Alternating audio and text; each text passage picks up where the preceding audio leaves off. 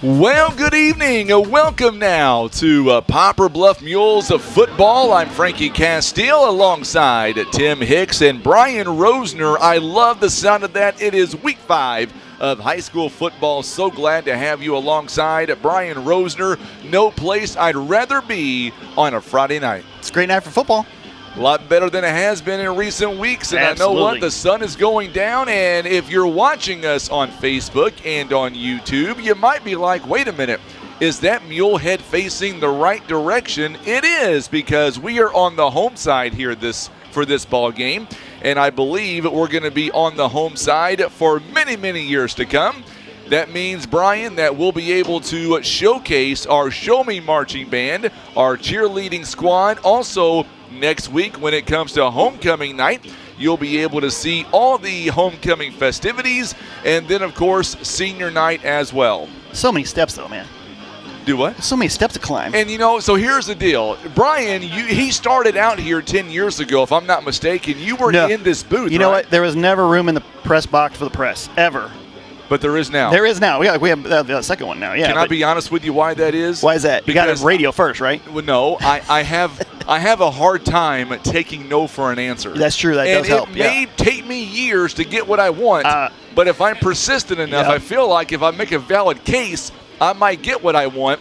Coach Brown said, you know what? We should be showcasing our Show Me Marching Band. By the way, Director Winters came up to me earlier and gave me a hug and said that it's about time that the Show Me Marching Band will take center stage coming up at halftime. Yeah, well, it's always nice. I always miss.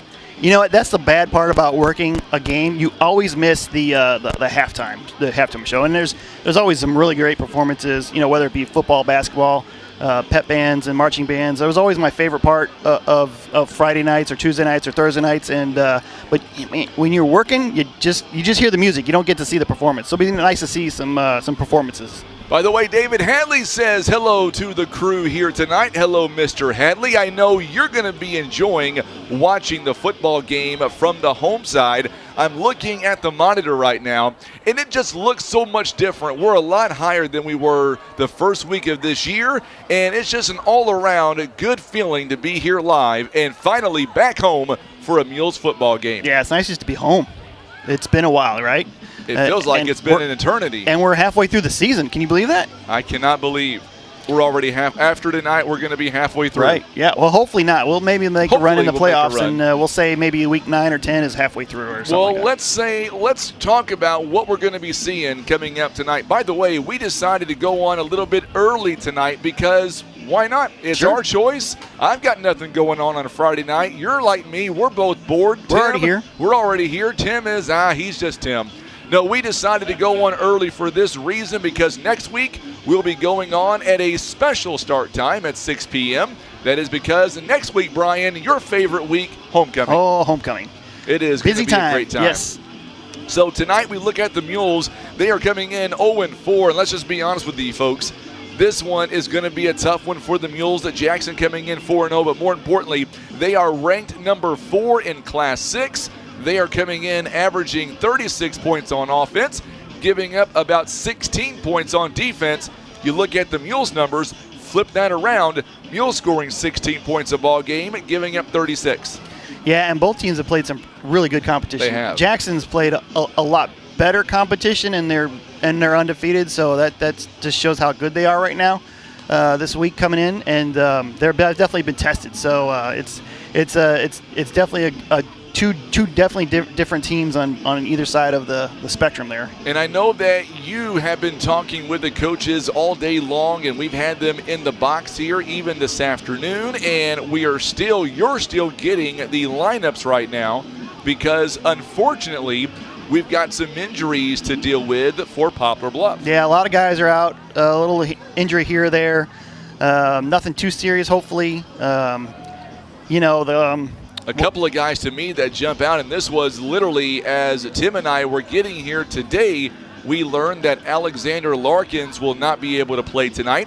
We already knew J.R. Lathan was going to be down, and that's 2 offensive weapons right there in itself. And on the defense. And on defense, Larkins is, he's forced 3 fumbles. That's about the tops of the league. So And I think Coach was penciling in his starting linebackers here less than an hour ago. Well, so as I'm talking right now, one of our coaches is giving me the information right now. Our injury report tonight, Dickin, Larkins, and Drake are all going to be out tonight. Yeah, and they kind of knew that coming in, so it's not a big surprise.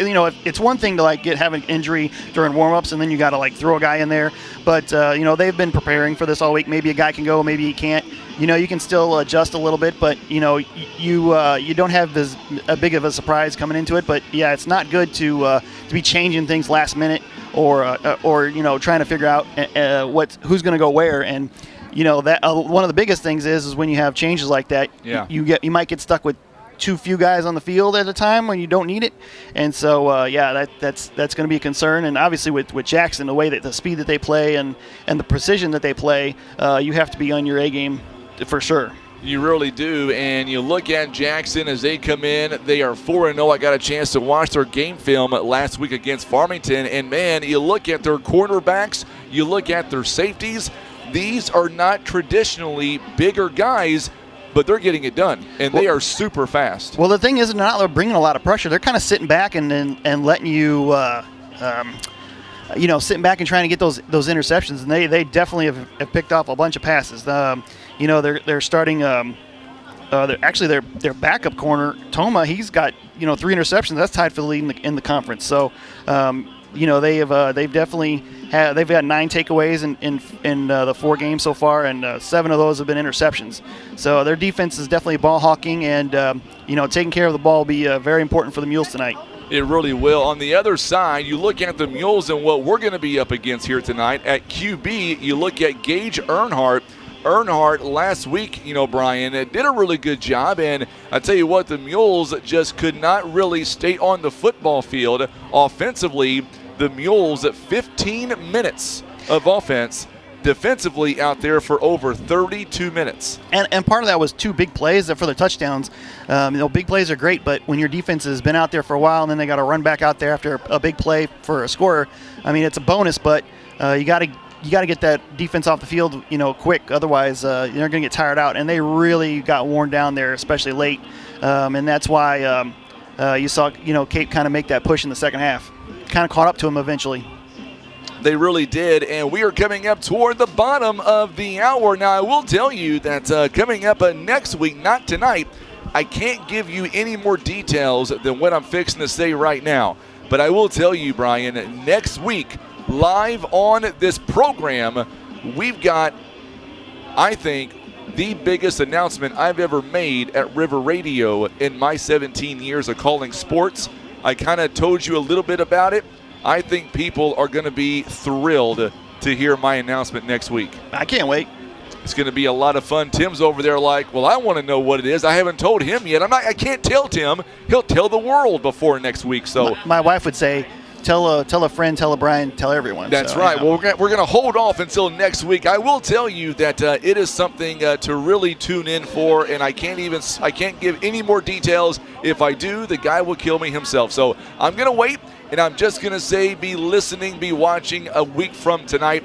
It's going to be a lot of fun. All right, so coming up, we're going to go with our assistant coach's interview. Brandon Spain is right beside me. He is Mr. PA guy for the Mules. We call him the voice of the Mules while you're in the stadium. He is going to be a few doors down from us, like the band at 3 doors down. He'll be a few doors down from us. Coming up next, we're going to be talking to assistant coach Colton Manning.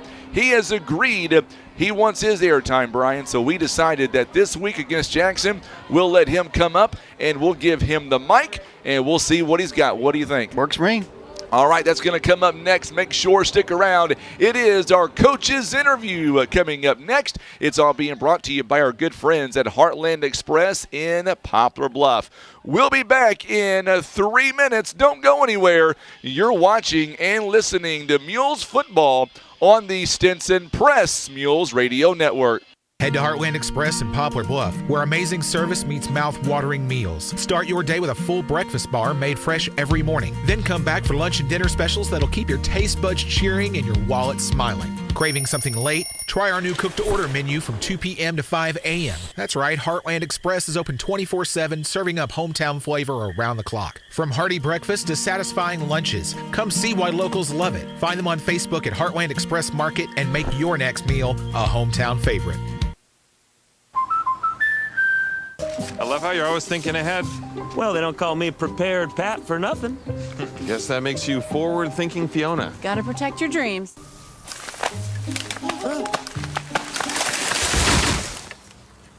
Life's better when you're under our roof. And that would be?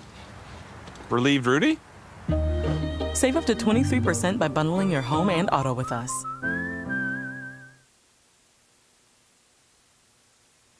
Pizza Inn wants to know, what's your favorite slice?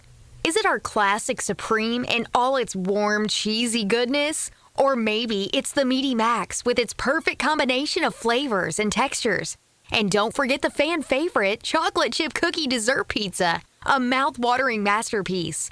Your Poplar Bluff Pizza Inn serves up all your favorites, so no matter what slice you crave, Pizza Inn will satisfy. Pizza Inn, where family and flavor meet. Barker's Towing and Auto Repair. As the name suggests, Barker's does more than just towing. Here at Barker's, we offer a complete line of automotive services, including tires, brakes, alignments, maintenance, and repair. And for our car enthusiasts, you'll enjoy our speed shop for quality performance parts. We are locally owned and look forward to earning your business. And for those times that you need a tow, Barker's Towing is available 24/7 for all of your towing and auto recovery needs. It's Barker's by request, 573-785-7811. Looking for power, performance, or pure fun? You'll find it at Wolf Creek Power Sports. From rugged Can-Am ATVs and side-by-sides to Toro mowers built to tackle any yard, Wolf Creek has you covered. And we service what we sell. And the best part? You don't have to take our word for it. Come in for a test drive and experience the quality of Can-Am and Toro for yourself. Wolf Creek Power Sports. Poplar Bluff. Every town needs a shop like Kevin's Auto Repair and Tire. Honest, reliable, and right around the corner. Kevin and Dora treat every customer like family, offering AC service, alignment, suspension work, brakes, tractor tires, and more. Need a tow? They'll come get you. At Kevin's Auto Repair and Tire, they take care of the community with fair prices and solid repairs. Call 573-840-5053 today. Kevin's Auto Repair and Tire on Cravens Road in Poplar Bluff. Game show with head coach Jeff Manning, presented by Heartland Express and Poplar Bluff, your go-to spot for fresh meals, handcrafted juices, and locally made ice cream. Whether you're fueling up for game day or winding down after, Heartland Express is open 24/7 to serve up hometown flavor with a smile. I'm with assistant coach Colton Manning. And coach, first off, thank you again for joining me on the pregame. And tell me first and foremost, it is good to be back at home in Poplar Bluff. Yeah, it's great to have home games, man. The road wears us out every once in a while. The buses get kind of uncomfortable. We just like playing on our home turf. Absolutely, and tonight it is going to be the test of the year for the Mules. Coming in the number 4 team in Class 6, they are the Jackson Indians. The first thoughts with the Mules and the Indians. It's always a game we find out our strengths and weaknesses. They're a team that'll expose our weaknesses, but our strengths, if they work, obviously they work. So it's always a fun game. I want to go back to last week for just a moment, and you and I were talking off the air and even during our post game, and the biggest number to me that steps out is the time of possession. Last week, Coach, the Mules about 15 minutes. On the other side, Cape Central well over 30 minutes. Your thoughts on that number alone? Offensively, we got to cut out the drive killers, the 3 and outs. Last week was a pure example of a bunch of tiny things adding up to one big thing, and that was one of the big things was time of possession.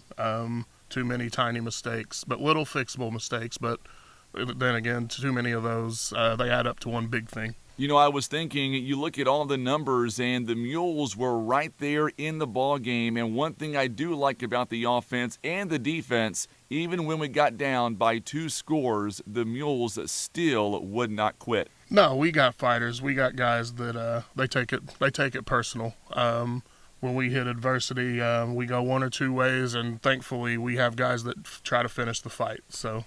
Let's dive right into tonight, and let's talk about the Jackson Indians. And once again, I'm going through the numbers, and this quite possibly could be one of the better Jackson teams in recent memory. These guys might not be as tall as the Mules, or maybe even physical, but they're still pretty good. Yeah, they got a good thing going over there. They're bought into their program. You know, Coach Nesbitt's doing a great job with those guys. He stepped into a great situation that Coach Eckley left them. Usually, we as a staff try to treat this game as, hey, if you buy into what we're trying to do as our program, eventually this is what we'll turn into. So that's kind of our aiming point when we try to preach what we're trying to implement in our system. I know by looking at film, it appears that Jackson, they're going to try their best to do what Farmington did, and that is speed the tempo up. Yeah. They like to catch people off guard. They run what they're going to run. They don't care what the other defense is in. They're going to run their plays, and they're going to get on the ball, and they like to go fast. Jackson looking like they're going to be a 2-dimensional football team. You've got to guard the run and the pass. Yeah, they run the RPO really well. If you sell out to one, they're going to do the other. They've kind of excelled it. It's something we'd like to implement one day, but that's one of their big strengths is kind of hitting you where you ain't. If you want to say that. What is the messaging in the locker room? More importantly, in the locker room, do the boys feel like they can compete and make this a close ball game? If not, maybe win the ball game. Oh, these guys are going to want it. But we've been preaching all week, you know, they are who they are and we are who we are. But at the end of the day, you know, they're all just teenage kids like we are. They put their pants on one leg at a time. You know, they do everything we do.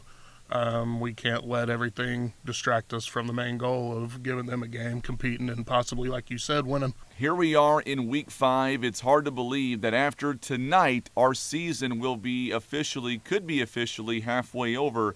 Let's talk about injuries going into the ball game. Any major issues, any key players that you know that'll be out tonight? Carson Dickin, our right tackle, he's kind of been our guy this year. He's kind of the leader up front. I know he's going to be out, and J.R. Latham, very experienced corner and receiver, he will be out as well. We will miss him, but next man up mentality, you know, we've got guys that are ready to play, and we're going to see what they've got. Defensively, the Mules have been sound all season. We talked about this earlier in the interview. How critical will it be for the Mules offense to keep pace with our defense and keep our guys off the field and keep them fresh as long as they can? Well, you said it. Keep them fresh, keep them off the field, put them in decent position to where if the offense does happen to go 3 and out or a turnover or drive kill or something, we don't put the defense in a bad spot. And that's kind of the goal this week as the rest of the year is keep the defense fresh, put them in a position to give us some success. So before I bring on Dr. Brian Rosner to give us his keys to victory, give me your thoughts in your mind, Coach. Final question. To beat Jackson and stun Southeast Missouri, in your mind, what do the Mules need to do to make that happen? We got to limit mistakes, and we have to plan on getting hit in the mouth and how we're going to react to that. That's going to be a big part. Are we going to be the team that shuts down? Or are we going to be the team that, you know, says, hey, forget it, next play, we got to do this, this, and this? That'll be a big, big part of it. All right, Coach. Thank you so much for the opportunity. Best of luck to you. Go get them. And we'll see you guys coming up at halftime and during our postgame. Yes, sir. Thank you. Assistant Coach Colton Manning joining us live on the pregame show. It's all being brought to you by Heartland Express in Poplar Bluff. Still to come, we've got your keys to victory. Also coming up, we've got your starting lineups and kickoff at the top of the hour. It is the Mules and the Indians. We're coming back. This is the Stinson Press Mules Radio Network.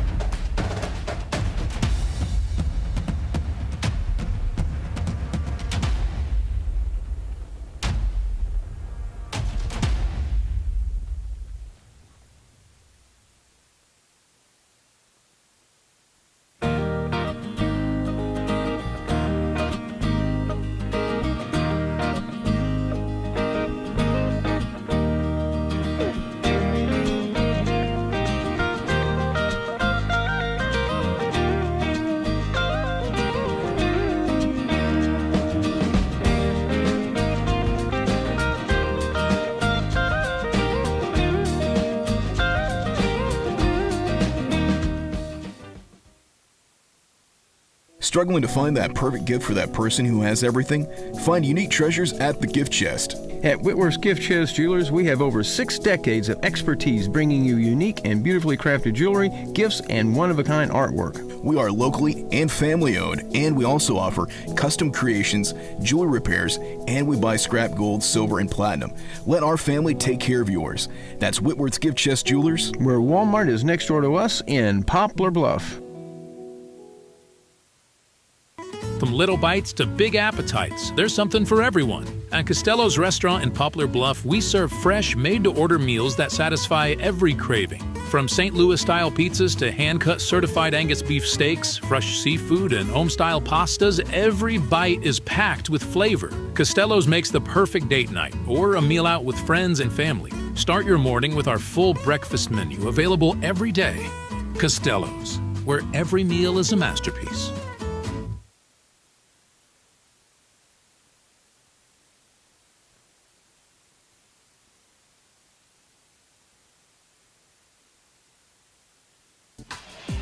Welcome back in to our pregame show presented by Wolf Creek Power Sports. And, of course, we appreciate Coach Colton Mannon joining us live on the pregame. We do appreciate him coming up here today to give us the details on this big matchup between the Mules and the Jackson Indians. It should be a lot of fun coming up.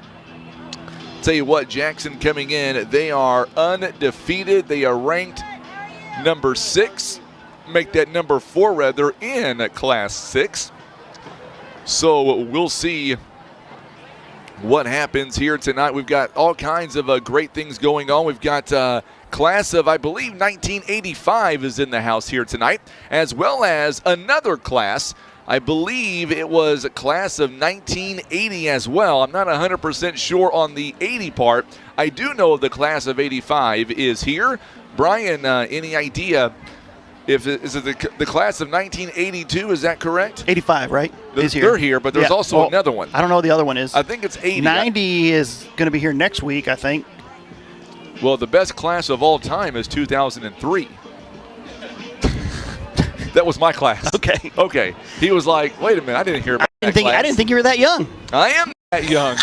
Believe it or not, I don't feel that way half the time. All right, my 35th was last week, so I didn't get to go. But I'm not going to say where. You got a chance to listen to Coach Mannon, and it looks like that the Mules know coming in that this will be a fight all the way to the end. But the Mules, at least by talking to the coaching staff, they look to be pretty pumped up for the opportunity. I mean, the kids love playing Jackson. You know, yes, they do. If you're not, getting up for this game, you turn in your jersey, man. Come on, this is the game that they circle every year. This is the game that the old saying is the old timers like to beat Sykeston, the younger guys like to beat Cape, and the kids nowadays that love to beat Jackson. I think Farmington's edging their way in there as a good rival now that they've come into the conference and district the last few years. But yeah, I think the kids are always excited. This is their rival game. Yeah, it really is. It's going to be a lot of fun coming up here. We can't wait for this to begin. And of course, coming up here this evening, I should say, the sun has now gone down. I love this time of year because by the time we start at 7 o'clock, the lights have already come on and the sun's down, my friend. Yeah, and it's a lot cooler. It's nice. It's football weather now. It really is, and you look at what we're going to be going through here tonight, and obviously it's going to be a lot of fun. You look at the Mules, you look at Jackson, and really top to bottom, I want to get to our starting lineups coming up in just a few moments. I got to tell you, our lineups here are going to be looking a little bit different, it looks like. Yeah, a lot of guys are going to have to go both ways tonight. They were able to do that last week where they limited that a little bit more because they saw that, obviously Cape's going to really wear you down, and they did. And so tonight, a couple guys are going to go both ways, but it's cooler. They got another week of practice in them, so hopefully that won't be too much of a thing. But yeah, I wouldn't test us on how correct we are on the starting lineup because it could be crazy. You just never know who's going to show up. Yeah, I was going to say it's definitely going to be a little bit kooky coming up here, but what's not going to be kooky, that is the lineup for Jackson. They are pretty sound in that area, and of course, you look at this Jackson team, and they've got a QB in Drew Parsons. He really is the real deal. And their run game was supposed to be, was what hurt the Mules last year. Obviously, Hampton, who's back in the backfield again. I mean, he ran for 183 yards and 5 touchdowns last time around. So, looking at that, Hampton's kind of the one you worry about. But yeah, Parsons did a great job last week throwing it around against Farmington, and had 360 yards passing and a touchdown. And so, they've been doing good throwing it around, and they can run. They're very, you really have to be on your A game defensively, not to give up the big play, because they want to get that big play and kind of strike at you. And they want to strike at you as many times as they can, as fast as they can. And so you don't want to track meet with these guys. You want to kind of slow them down. Last time the Mules beat them, it was pretty methodical. They turned some turnovers into points early and then kind of held on late. And so that is the kind of the way to beat them again this week would be to limit their offensive possessions, get those big plays on offense when you're able to, but you got to move those chains and not fall into those 3 and punts, because Jackson will take advantage of those extra snaps. They really will. And what I want to do is, because we are on a different side here tonight, we are facing the 50-yard line versus away from it. I know Sean Manning is somewhere down there on the sidelines. And Shawnee boy, I'm not sure where you are, but if you can hear my voice, take it away down there. Yeah, I'm here. I'm closer to the wall because there's a big line of band members walking down to take their new spot, as we have an entirely new configuration for a lot of the standbys here in the stadium. The band and the junior high section are now going to be over on the home side. They used to be over on the away side. They're moving them there. We also got a new seating section there on the far end zone. People are going to be in. It's going to be a whole new experience tonight for the players and for the fans. I'm really looking forward to it. It's going to be a lot of fun. And from what you can tell from down below, it seems like the student section, they're down there. They're going to be rocking the fans. That they are excited to have our Show Me Marching Band in an arm's distance.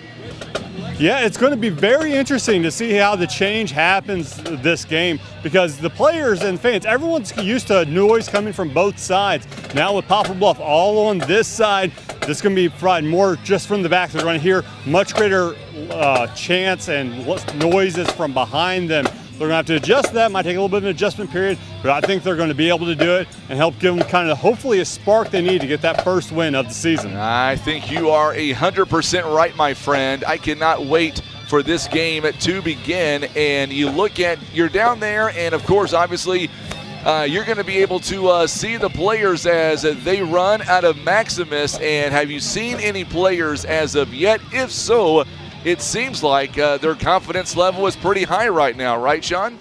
Yeah, I can't really see any of the players as of right now. I don't think they've came out of the locker room just yet. The referees are just now coming out. So it should be any time now. They should be getting ready. We're about, I'd say, 15 minutes and 25 seconds away from getting started here tonight. So they should be making an appearance here any minute. All right, Sean, we'll stand by. We'll come back to you here in just a few moments. And Rosner, you were listening in, and it's a new feeling here tonight, because you've got the student section coming over to the home side, as is the marching band. It's going to be a wild night. Yeah, it's going to be definitely different having that noise behind you. The old way we had it set up, with the students and the band on the other side, was to kind of give that home field advantage and some noise to that opponent side of the field, and that kind of was started back at the old Morrow Stadium, where you didn't have as much room on the home side, so they moved the students and band over there because they had much more room for them. So and that kind of carried over here, because while there is a lot of room on this side, to get that noise over there and kind of get behind your team and maybe get some miscommunication on the other sideline might help. But yeah, it's there's a good side for both of them, so it'll be interesting to see how it plays out. I would say something, but all you will do is make fun of me, so I'm not going to say it. But I will tell you that I did just learn something very unique on my my system here, my iPad and my laptop. At the same time, just know, Brian, that I'm very excited what I just learned. I'm not going to say anymore because you'll never let me live it down. No, It is a rookie mistake. Sorry, Tim. I got it on my own. So we're getting closer now to a kickoff. And are you ready to give us our starting lineups coming up in just a moment? I hope so. Hope they haven't changed. Well, here's the thing: if there's any more changes, the starting it's all lineup on so you. far, yeah. It has been a wild ride for the starting lineups. It's coming up next. It's all being brought to you by First Midwest Bank. We're back in 30 seconds on the Stinson Press Mules Radio Network. Looking to make your home more comfortable, functional, and stylish? At Hefner Furniture and Appliance, we've got everything you need to create the perfect space. From cozy sofas and plush recliners to beautiful bedroom sets, dining furniture, and top brand mattresses that guarantee a great night's sleep. With easy financing options and free local delivery, Hefner makes it simple and affordable to bring comfort home. Visit our massive showroom in Poplar Bluff. You can also browse and shop anytime online at hefnerfurniture.com. And we are back now with our starting lineups here with Brian Rosner. Once again, our starting lineups is being brought to you by our good friends at First Midwest Bank. We'll start with the Mules defense tonight. A bunch of changes up front. We're going to start off with Andre Aguilar, number 55. He's a senior, 5'11", 267 pounds. You have Colton Wimpy. He's a sophomore. He's going to start up front as well. Along with sophomore Trevor Ruff, number 81. He's 6'2", 178. And the linebacker, we got a lot of changes here. So I like the way you said linebacker. Linebackers on the outside. Bryce Dobbs is going to go back to the outside. He's a senior, 5'10", 190 pounds. He'll be out there with who is my outside linebacker? I've got so many markups here. It's Clayton Schalk. Yeah, sophomore. He's the other outside linebacker. And the inside, with Larkins out, you're going to have Caden Jenkins. He's a senior, 5'11", 161 pounds. And you're going to have where's my other linebacker? This is how crazy it is. Jonah Halliburton. He went from the defensive line last week. He drops back to linebacker. He played some linebacker earlier this season. So not much of a big change. In the corners, we've got Javen Bradley back. He's a senior. And you're going to have Colton Slack move in to the other slot. He's a senior. And then your safeties are going to be Colt Clifford. He returns. And along with Devin Ferguson, who's he's a corner. Man, this is crazy, right? There's so many changes, folks. We put these things together on Thursday, and by Friday, it's all gone. So, tonight, yeah. Yes, it's all been different. So then on offense for the Mules, that's pretty much the same, maybe. Left tackle, we have Caleb Cassie. He's a sophomore, 6'2", 225 pounds. Hank Deacon was the starter last week. He's going to be he's the one that's injured on the front line. So I believe we're going to have Drew Cleveland. He's a sophomore. 6 foot 300 pounds. As center, James Timms is going to be back as a junior, 5'10", 234 pounds. At right guard, we have Preston Morey back at senior, 5'9", and 205 pounds. And then at right tackle, we have Carson Dickin at a junior, 5'11", 185 pounds. In the backfield, Gage Earnhardt's going to start again at quarterback. He's a junior. He's 6 foot and 190 pounds. In the backfield, we're going to have Devin Ferguson. He's a junior, 5'11", 170 pounds. And then on the outside, we have Caden Jenkins, he's a senior, 6'2", 168 pounds. Logan Slack, he's a senior, 6'3", 160 pounds. And Xavier Jones, he's a junior, 5'7", 143 pounds.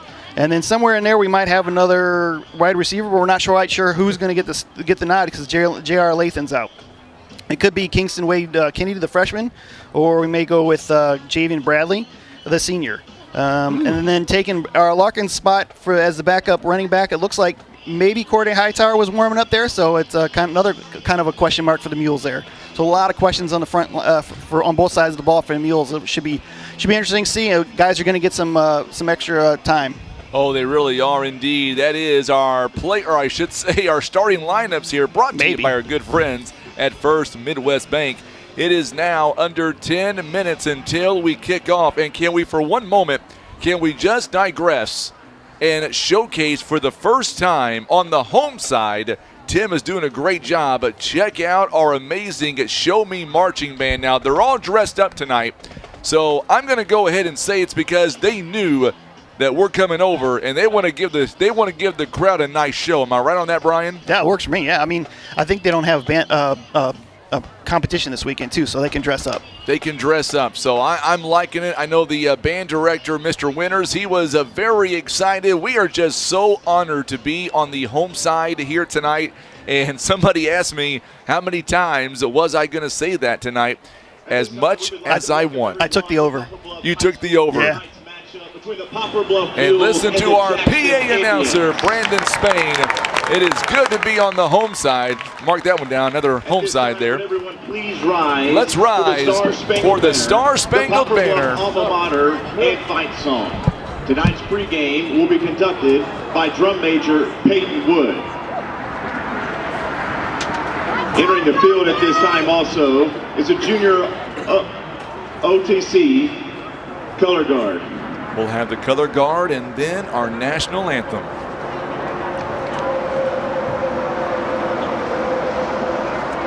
The color guard members include Captain Ima Asan, First Sergeant Brandon March, Second Sergeant Levi Ferguson, Second Sergeant Alakai Duvall, First Sergeant Cooper Eads, and Captain Sergeant Major Jackson Kennedy.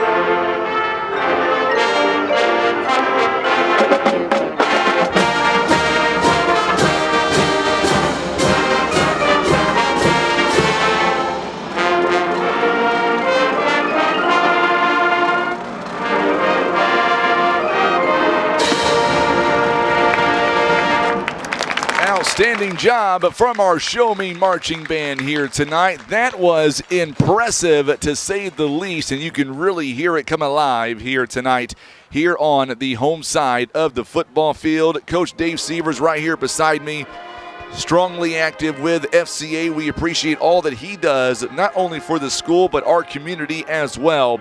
He has been a huge friend of mine for a very long time. He may get mad about me saying that, but that's okay, Brian. He is a good friend for all of us, for sure. He's an old coach. He likes to go to the very top. He loves going to the very top.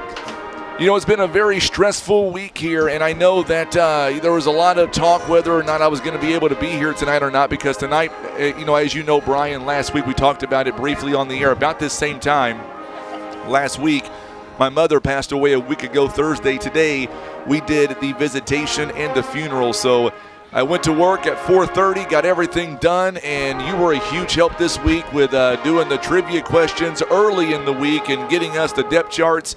I can't tell you enough how much I appreciate you, my friend. No you worries. made this week a lot easier when it was already going to be difficult. I also want to say a big, if you don't mind, for one moment, I want to say a big shout out to my amazing wife, Pam. She was there for me every step of the way, did not leave my side the entire week, and she was there today. So, Pam, I appreciate you more than you'll ever know. I love you, and hopefully after a couple of days next week, I'll be able to kind of try to get back in rhythm, so to speak. It takes a while to get your feet back, you know? It does. You got to take your time. Thank you to you as well, my friend. You were there for me every step of the way as well. Yeah, I'm first time I got a chance to look over there to the hill here in Poplar Bluff, and it looks like there's a big tailgate party going on somewhere, Brian. You got the lights and everything over there. Tell me where that is. Looks like Big Whiskey's, right? It is. Yeah. They got the lights going on, the tent. No, Tim, you can't go. You're going to stay right here, right where you're at. If you go somewhere, then we're all not going to be able to enjoy the ball game. So we've got our keys to victory coming up. We are 4 minutes away. Our keys to victory. It's all being brought to you by our good friends at Kevin's Automotive and Tires. Dr. Rosner, we're seeing the Mules now coming out of Maximus. Let's see if I can get down there really quickly to Sean and let Sean take it away down there, my friend. What do you see? The players are getting their chants in. They're getting little warm-ups. They're ready to come out. It's a rivalry game, Poplar Bluff and Jackson. You can't beat a game like that. I know the players are ready to get amped up and get their first win of the season. So tell me, Sean, you're down there right now. What's it like to look up and see us on the home side where we belong, my friend? It's great because it's a lot less far for me to walk. I knew he was going to say that. I knew it was going to be about you, Sean. That's okay, my friend. So the players, they're all jacked up, right? Yeah, oh yeah, they're ready. They know it's a rivalry game. Let's hear it, Sean. This is the game they have to show out for. Here we go. The Mules now coming out. Andre Aguilar, Bryce Dobbs. Also leading the charge for the Mules is Santrez Taylor, number 88. So there you go. Mules now running out on the opposite side to the visitor side of the end zone. So we'll see the Mules coming up here in just a few moments. And I'll tell you what, Brian, this is going to be a lot of fun here tonight. Mules, very, very important. They've got to get off to a great start, and they can't afford those quick 3 and outs. And you can't afford turnovers either. No. I mean, this is a good start is crucial. I mean, you see that anytime a team creates a lead in the halftime, they usually end up winning the game, as we're going to find out with our trivia question tonight. But we'll talk about that later. But getting off to a good start is crucial for the Mules. I want to bring on Sean before we get back to the action. Sean, real quickly, in your mind tonight, if you're the Mules, obviously Jackson will make the coin toss. They're going to call it in the air. Tell me, Sean, if you're the Mules, do you want your defense out there first, or do you want that offense to make a statement? I say normally you would want the defense, but I think it'd be better to get the offense out there. Try to get a score on your first drive, build up that momentum, get Jackson to thinking, oh, this is going to be a harder game than we thought it was. If you hit them in the mouth first, that could build that momentum that'll help progress through the rest of the game. All right, my friend. Well, stand by, Sean. We'll bring you back on throughout the entire night. Thank you so much for being here. And by the way, our good buddy Brian Taylor, I want to say a big shout out real quickly, Brian, to Brian Taylor and the Mules Booster Club for just their support and love during this week of my mom's death. They sent us a nice arrangement of flowers today, so we appreciate that. Mr. Taylor stepped by for a little while, so I really do appreciate that. We're watching our Mules captains coming out right now. They are led tonight by number 1, Caden Jenkins, rather. Jenkins is a 5'11 senior also out there tonight for the Mules. At number 6, Logan Slack, a 6'3 senior. Number 8, that is Bryce Dobbs, a 5'10 senior. Also out there for the Poplar Bluff Mules is number 4, Jonah Halliburton. Halliburton is a 6'1 senior on the other side for the Jackson Indians. Out there tonight, we will go from right to left. Number 10, Jory Toma, a 6'1 junior. Number 44 for the Indians, that is Jonah Moore. He is a 6' junior. Number 63 is going to be Bryson Wessel, a 6'5 senior. And the quarterback, number 2, Drew Parsons, a 5'11 senior. Those are the captains here tonight. By the way, for the Jackson Indians, I believe the Mules are going to receive first. Yeah, Jackson got one to toss and deferred. Yeah, they already deferred. They're being coached by Ryan Nesbitt. He is in his 3rd season as head football coach. 23 wins, 5 losses in the 3 years so far. By the way, Ryan Nesbitt, he coached 9 years at Troy Buchanan with a record of 43 and 53. If it gives you any indication, this guy knows how to coach. And I dare say, Brian, this might be one of the better Jackson teams that he has had in 3 seasons. They look pretty good on paper. On the video I've seen, they're really good. So, and they've played tough competition. So it'll be a good Jackson team, and they're looking to win their 31st SEMO conference game in a row. They've 31. They've run the table in the conference the last few years, and it's been a while. So we're going to have student comments here tonight before kickoff. Here at Poplar Bluff High School.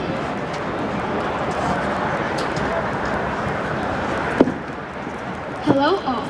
My name is Kira McGurvin, and I'd like to invite everyone here to bow their heads with me as we pray. Dear Heavenly Father, we thank you for the gift of this night and the blessing of being together as one community.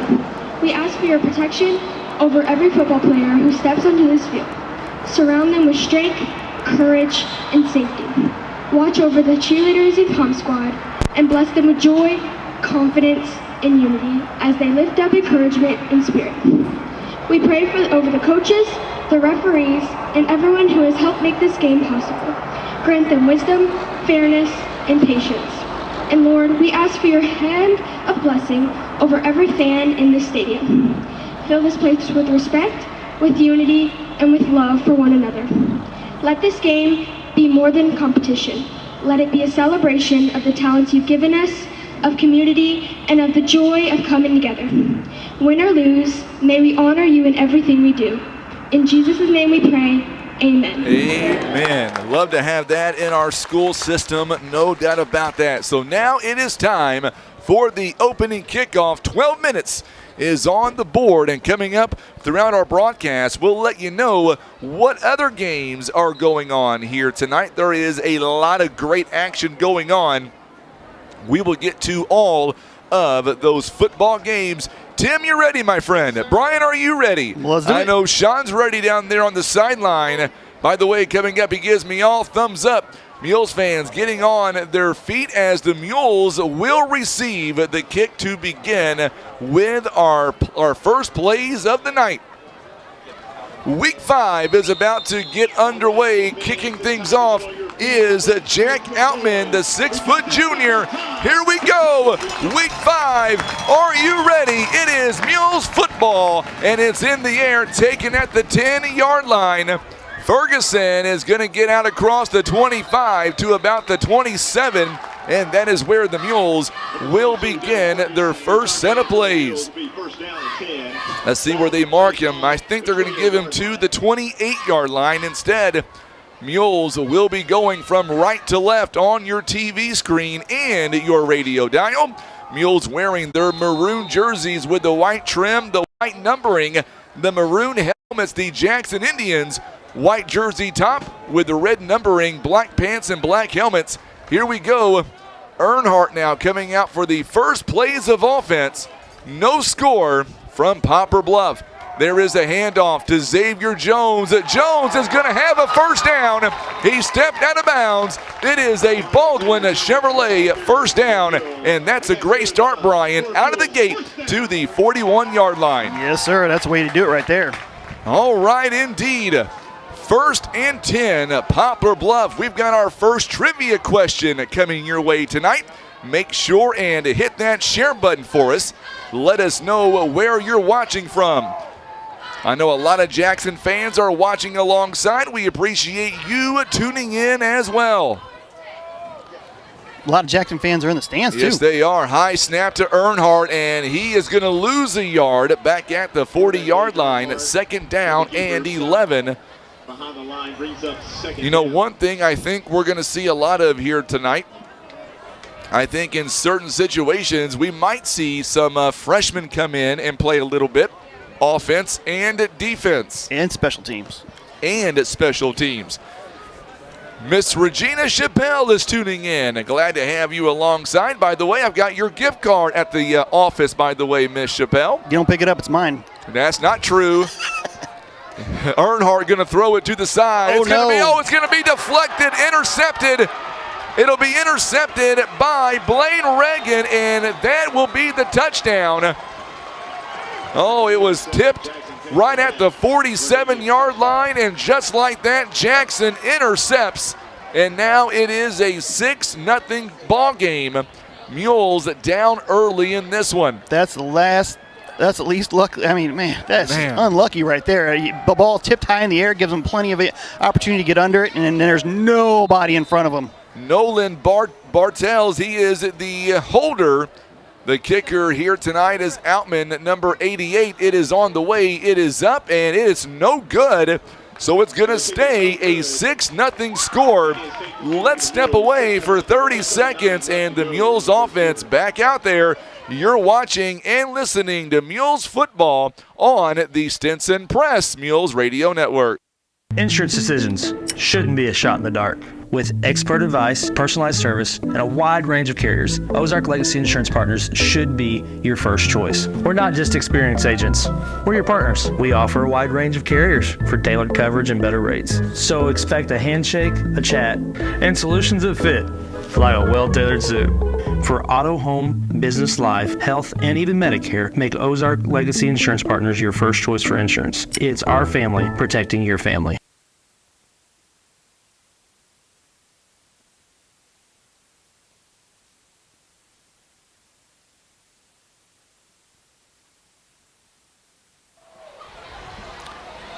After 3 plays, the Mules give up 6 points on the board after a pick 6, and now the Indians, they lead 6-0.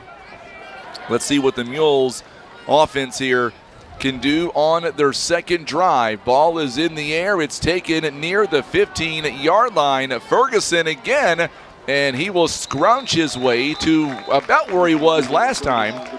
27 or 28-yard line. We'll see where they will spot him down. It's like 27. 27 this time. It'll be a first down and 10 coming up. And we go back to that last play, Sean. You had a bird's eye view. Tell me what happened on that last play.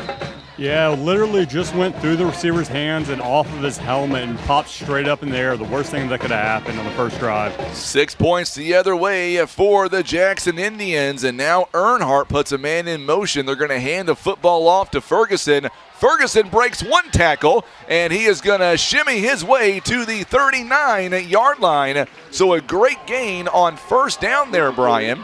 And again, yeah, on the run, too. Good job. So all the way down to the 39-yard line. It's going to bring up second down and short coming up for the Mules. So Bluff now has it second down and about 5, or make that second down and about 4, I believe. So now Earnhardt coming up to the line, going to hand it off again. Ferguson, and he is going to get out across the 40, so maybe about a yard, just shy of the 41-yard line.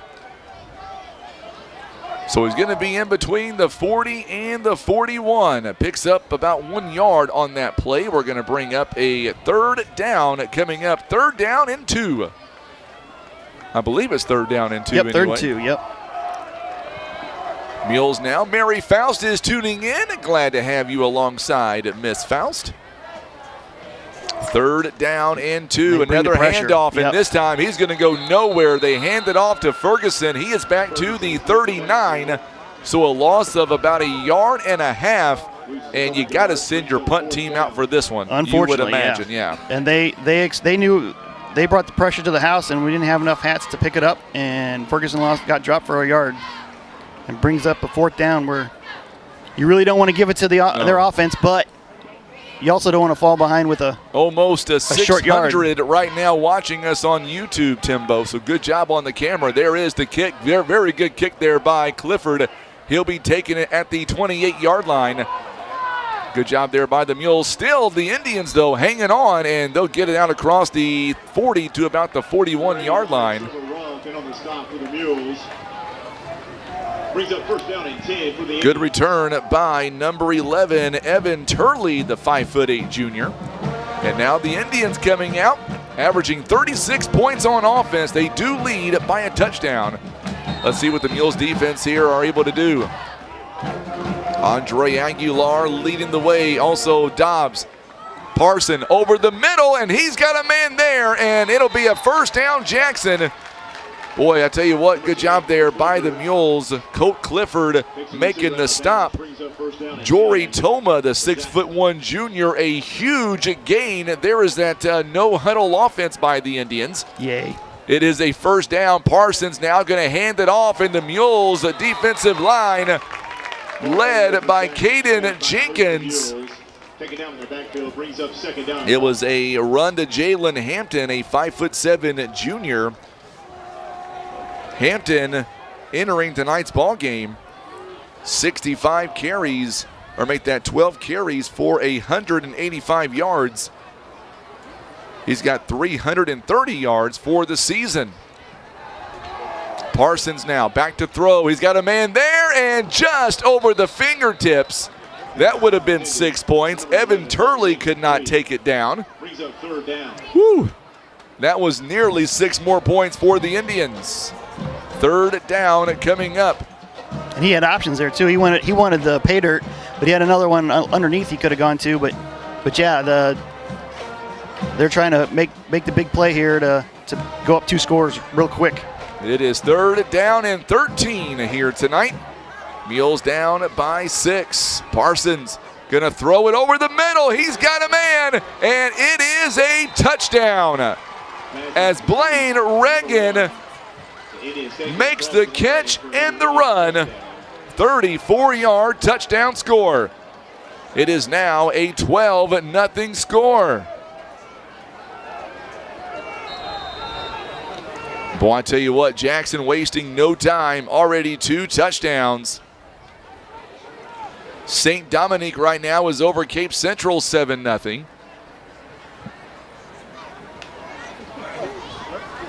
.7:43 to go here in the first quarter. Jackson going to line up for 2. And they're going to run it in, and that'll be the 2-point conversion is good. It is now a 14-0 ball game. We'll be back in 30 seconds on the Stinson Press Mules Radio Network. Head to Heartland Express in Poplar Bluff, where amazing service meets mouth-watering meals. Start your day with a full breakfast bar made fresh every morning. Then come back for lunch and dinner specials that'll keep your taste buds cheering and your wallet smiling. Craving something late? Try our new cook-to-order menu from 2 p.m. to 5 a.m. That's right, Heartland Express is open 24/7, serving up hometown flavor around the clock. From hearty breakfast to satisfying lunches, come see why locals love it. Find them on Facebook at Heartland Express Market and make your next meal a hometown favorite.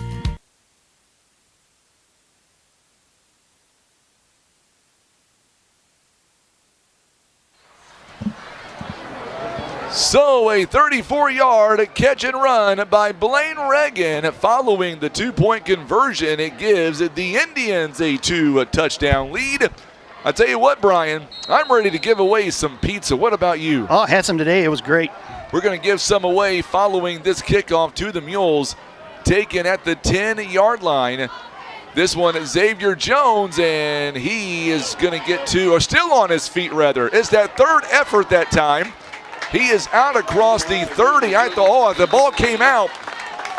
I haven't seen a signal yet from the official. The ball popped out. Was he down by contact? I mean, they're talking about it. It came out at the very end. I didn't think Xavier Jones was down yet, but we'll wait and see.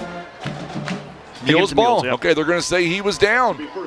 Well, they kind of, he had forward progress, and they just didn't blow the whistle. Well, let's do some trivia here. What do you say, Tim? The Mules lost a game in regulation in which held a halftime lead last week at Cape Central. When was the last time that happened? There are the answers on the screen. We'll recap those answers coming up. A low snap. The ball is on the ground. And I believe Jackson's recovered it this time. Yep, it is recovered by the Indians. Man, everything that can go wrong will go wrong today. Quick turnovers by the Mules on the 30-yard line. First down and 10. It's first down and 10. Jackson on the 31-yard line, I believe. Boy, this game is going so fast. We'll get you those answers to our trivia question coming up. On the line is a family feast from Pizza Inn. They put a man in motion, going to be a fake handoff. Parsons, though, back to throw. It's going to be over to the receiver, and it is a touchdown. It is a catch by Jalen Hampton. He goes 31 yards, 1 play, 1 score, 20-0 Jackson. Oh, my. You better believe this Jackson team, they are the real deal. I've been impressed all year long by these Indians. There's a reason they're ranked number 4 for a reason. Quite honestly, I'm surprised they're not already in the top 2 already. Outman coming in for the extra point. It is on the way. It is up, and it is good. It is now a 21-0 ball game, and let's keep it here this time. And let's put up our trivia question, Tim, on the screen. Mules lost a game in regulation in which they held a halftime lead last week at Cape Central. When was the last time that happened? Was it 2005, 2007, 2010, or 2013? Let's see your answers. And make sure and hit that share button on Facebook. Let us know on YouTube as well. And coming up at halftime, we will select a winner. These are some pretty tricky questions here tonight, Brian. I had to really look this one up, too. I was going to say. It surprised me.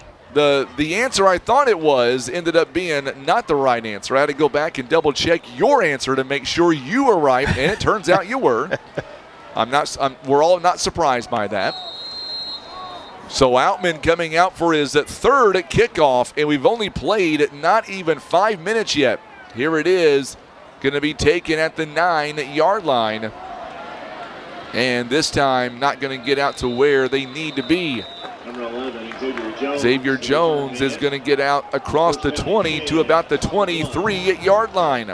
Boy, the Mules here, they've got to have a great drive. I mean, Jackson, they're not wearing the defense out, folks. They are just going super fast. They are scoring within 3 or 4 plays every time. Mules are not helping themselves, though, for sure. 2 turnovers already here in the ball game. Mules, but you got to reset, start over, right? Yes, you got to. We still have 7 minutes and change left in this first quarter. We have a lot of time left. Let's see if the Mules here can put together a great drive. Earnhart back to throw. He's got his receiver. Is going to be overthrown. Colt Clifford was the intended target. Incomplete. 2nd down and 10. Our ball game tonight is proudly presented by First Midwest Bank, Kevin's Auto Repair, PB Realty, Legacy Farm and Land Specialist, Whitworth Gift Chest Jewelers, and Costello's. 7:07 to go here in the first quarter. Jackson leads by 3 touchdowns. They lead 21-0. 2nd down and 10. Here is the handoff to Caden Jenkins. Jenkins is going to get a few yards. He's making a second opportunity. He is out across the 25 to about the 27. And about a 4-yard pickup. Going to bring up 3rd down and 6. Third down and about 6 now for the Poplar Bluff Mules. It's going to be a long 6 as well, Brian. But a very important. But a very important one, too. You don't want to give the ball right back to him. So now here is the 3rd down. Coming up, it's a low snap, and Earnhart just has to scoop it up. And he is going to be back to the 25, a loss of 2 yards. Brings up 4th down. Mules not able to get much right now. It's going to bring up a 4th down and forever for the Mules. Let's bring back in Sean Manning, who is on the sideline. And tell you what are you seeing down there, Sean, from the Mules? The spirits aren't as high as you were hoping. Brian was right. They said before the game that they were going to have to avoid mistakes, and they have not done that. Here is the kick by Clifford. It is a high, towering kick. It'll be taking a Mules bounce and goes out of bounds at around the 43-yard line. I was going to say, Sean, as you're walking toward the track, I mean, you're down there. Tell me the demeanor right now with our Mules players. I mean, you're down there. I know we're down by 3 scores, but there's still, it looks like from my point, there's still a lot of fight to go. Absolutely. They know this is a rival game. It's still early. Things could happen. Is that a timeout, Sean? You can definitely tell stuff has changed. I think Coach called timeout. We got a timeout on the field. We got a timeout here. It is a Larry Hillis Dodge at timeout. So we'll step away for 30 seconds. Let's hear from Larry Hillis Dodge. You're watching and listening to Mules football on the Stinson Press Mules Radio Network. We know what drives a champion. It's not just strength. It's heart, grit, and teamwork. Every play, Every sprint, you're building more than a score. You're forging character. Push past doubt, lift your teammates, and show the world what you're made of. And now, go win that game.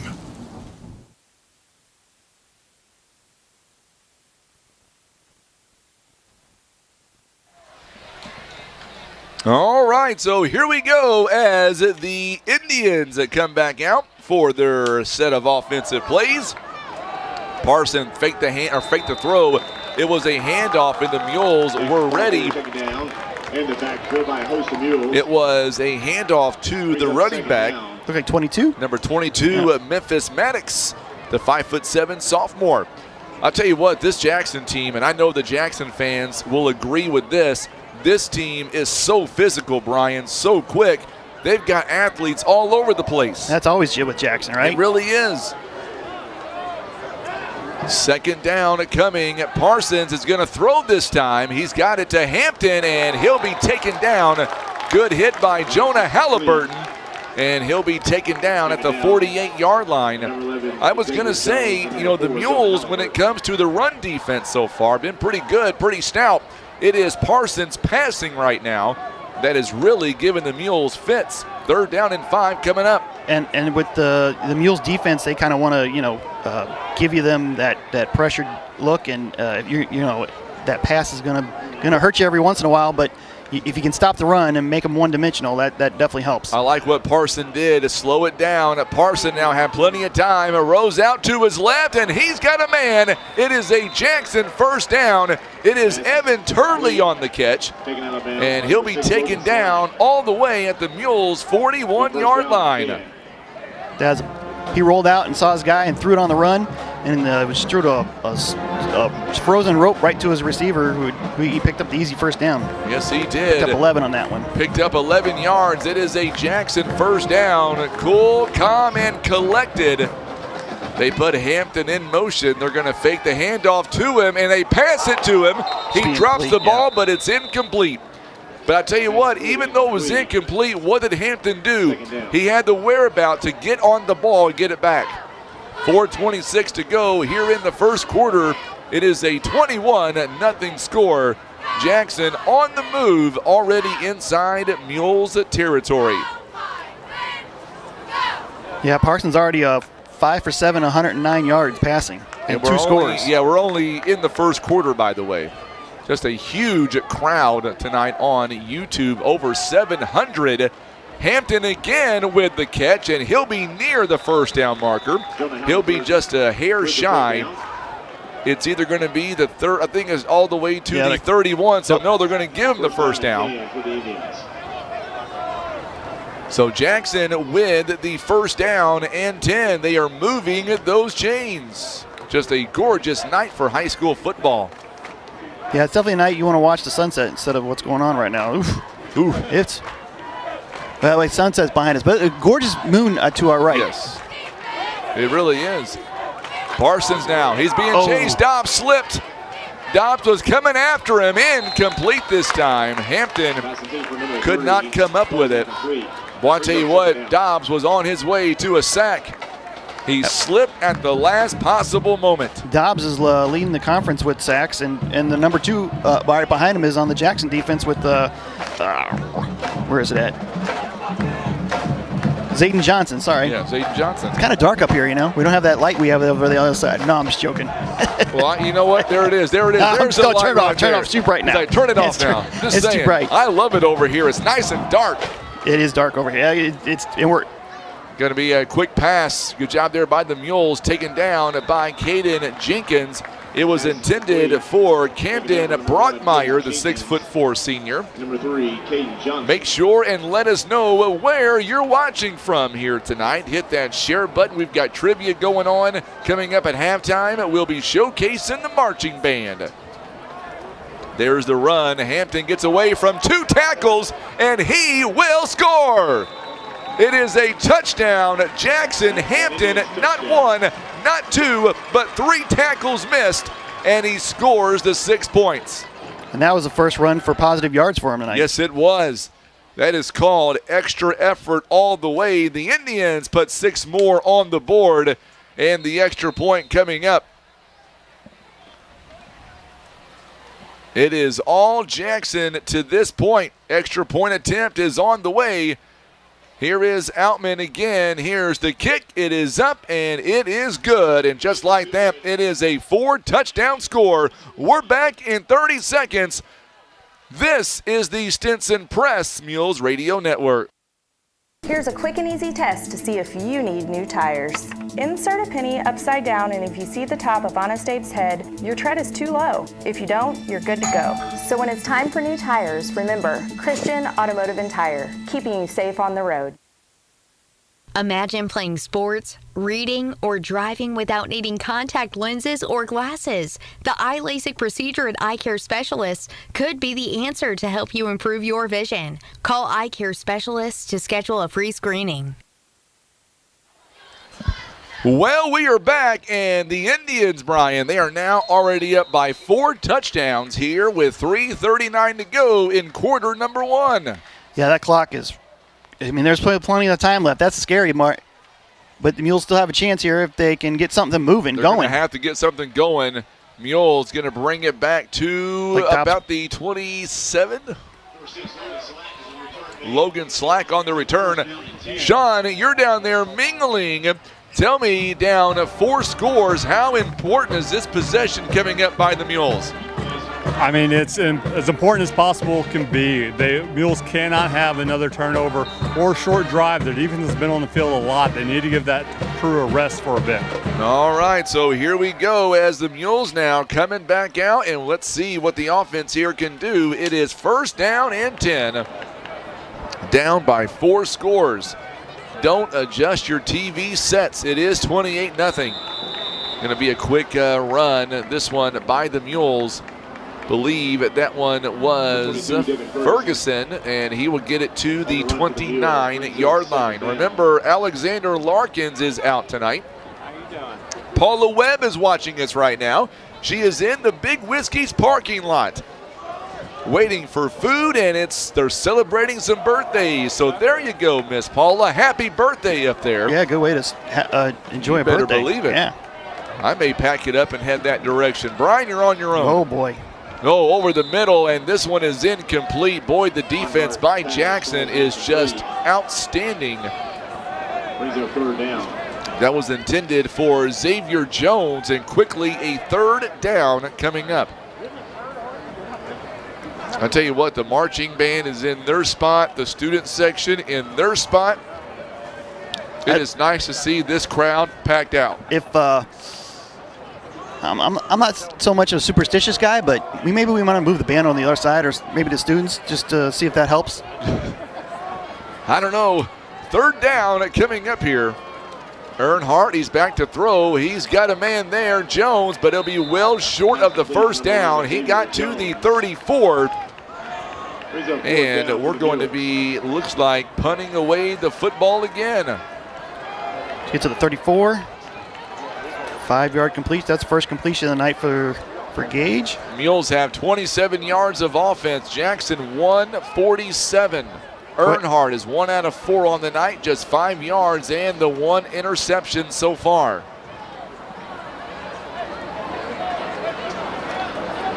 Clifford getting a workout. Now we're going to get a whistle here, and timeout, what do we Jackson. have? Timeout Jackson. So the Indians will use a timeout.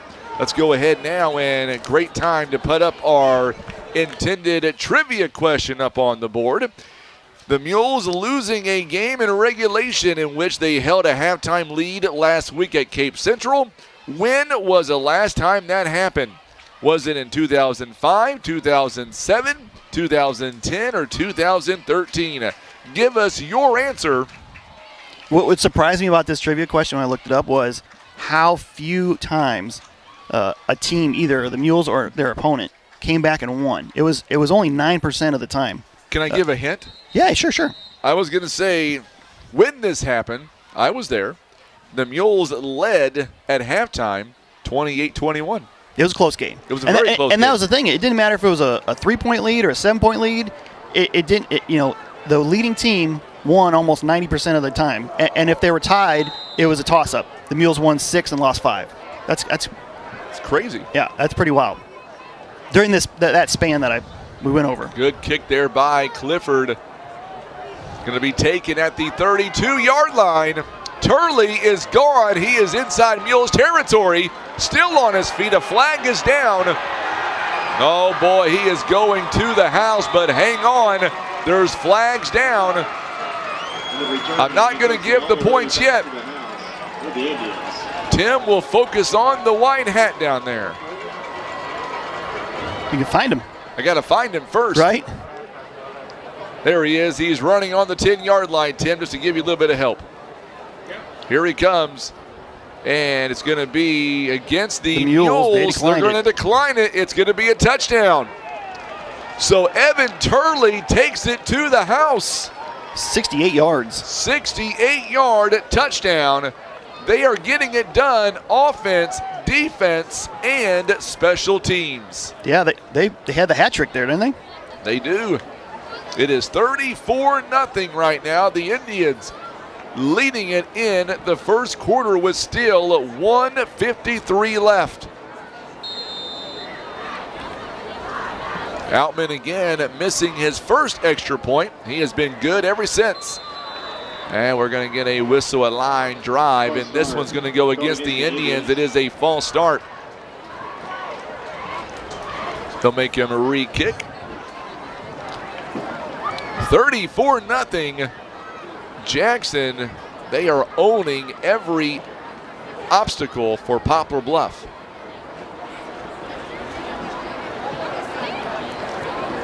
So now the Indians coming back out. Well, they were going back to the sideline. Now they come back out. Each team with 2 timeouts. Were they just going to give up on the point? Like, we don't need it, you know? I don't know. They were half stayed, half left. Here is Outman again. 5 yards deeper, and it is up, and it's good. It is now a 35-0 ball game. Our ball game here tonight being brought to you by Hefner's Furniture and Appliance, Ozark Legacy Insurance Partners. Also being brought to you by Heartland Express, The Manor, Pizza Inn, Barker's Towing and Auto Repair, American Family Insurance agent Gerald Zerwanka, and being brought to you by Wolf Creek Power Sports, Christian Automotive and Tire, Eye Care Specialist Larry Hillis Dodge, our good friends at Air Solutions. Also being brought to you by Oakdale Care Center, Maverick Glass, Big Whiskey's, Baldwin Chevrolet, Kent Cawthon Shelter Insurance, and Ozark Total Healthcare, proud supporters of Mules of football. By the way, I did get a message from Corey Brownsberger. He is one of the assistant coaches at Jackson basketball, Brian. Big fan of ours, and I can't wait to see him coming up in basketball season. Man, he'll be here before we know it. You're not kidding on that. There's the kickoff. Mules now going to take it near the 15-yard line. And this time, Slack is not going to get much on the return. He'll get to near the 25-yard line. Number 6, Logan Slack. So Slack will get it to the 26-yard line. It is already 35-0. Right now is the time for the Mules to get a first down or 2 and get the offense at least some points. I was saying, at this point, you just got to start with this play. You know, let's have something positive on this play. Block your guy. Let's be physical. Let's get something done. Can I go on the record and make one prediction? What's that? I'll tell you about it following this play. Jenkins misses 1 tackle, and he'll get to around the 30 or make that 29-yard line. I was going to say, Jackson, the way they're playing right now, I still believe that Jackson still has their best football ahead of them. It will not surprise me at all if the Indians make a deep postseason run this year with this squad. They definitely have things running, talent, yes.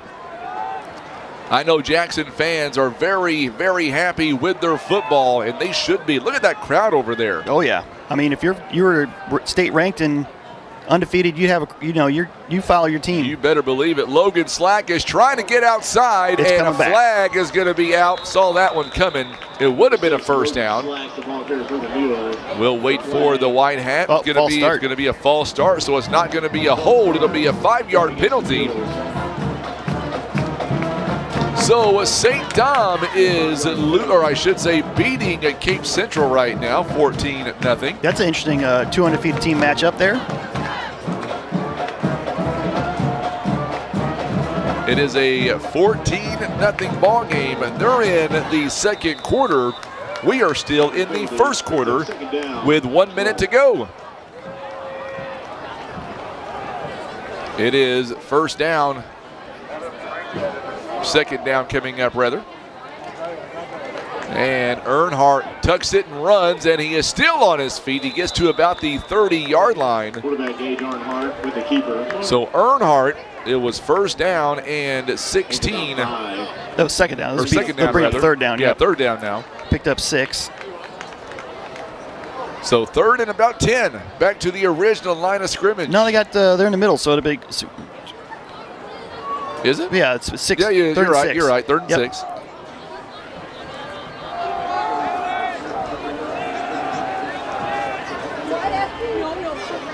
Someone's got a pet animal right here in front of us. What is that? I don't know what that is. Don't let it in the window. I got to find out what that is. Pass it to number 1, Caden Jenkins. Monkey. Yeah, it's a Pass is monkey. incomplete, and Mules have to punt again here with 5 seconds left in the first quarter.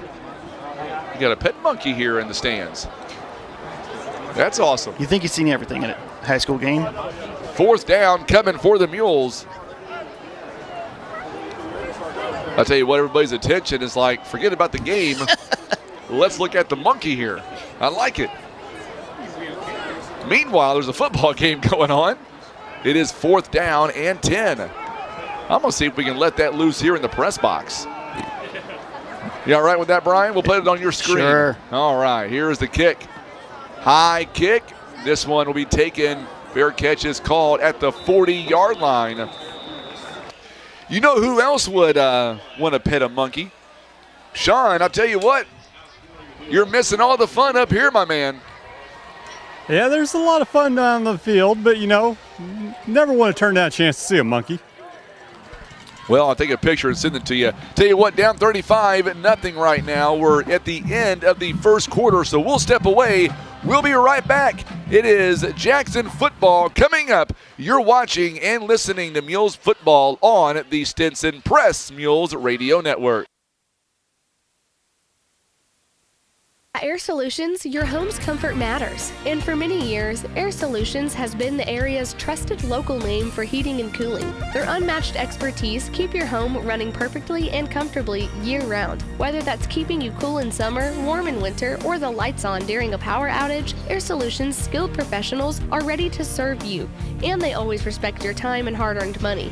For reliable and honest service, trust Air Solutions in Poplar Bluff, 573-840-0844.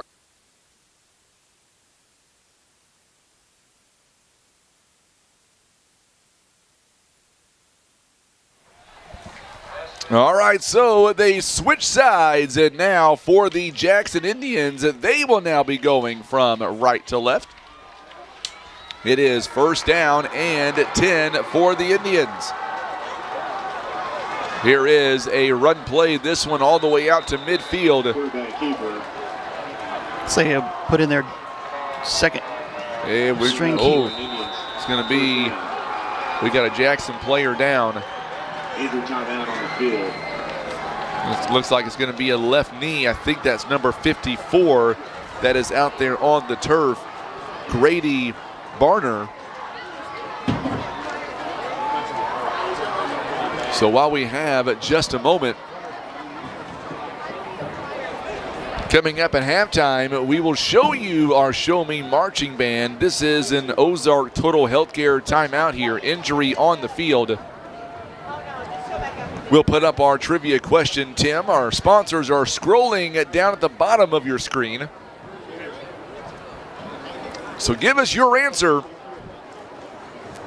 The Mules lost a game in regulation where they led at halftime What I want to know is, when was the last time this happened? Was it 2005, 2007, 2010, or 2013? The hint that I gave earlier on, the Mules led at 28-21 during this ball game at halftime. Brian said it was a close matchup. Thankfully for the Jackson Indians, the injured player is able to get up and walk off to the sideline on his own power, so that is some good news, Brian. Yeah, it's our center too, though. That's somebody you don't want to necessarily lose in the middle of a game or season, but he looks like he's doing okay, so that's a positive there. Don't want to see anybody get hurt. And I say that's the last thing you want to do when you're up 35-0 in the start of the second quarter. Jackson's gone to their second string quarterback, Tyler Fisher. He's taking the snaps now. So you see a lot of guys, and that's how you build a program, right? Make you guys better, get better depth. You get up, you get a lead, and you bring in your second and third string guys and see what they can do. So now here is a pass. This one is going to be knocked down. It's going to be caught at the 50, or make that 49-yard line. Clifford with a huge stop for the Mules. Parson now going to come back in. Who caught that pass? There's so many guys out there. There he is. Looked like Brown. 10. Or I'm sorry, number 10. Yeah, You're right. Toma. So now it's on the 49-yard line of the Mules. You're too far away. I can't see the numbers. You're too far away.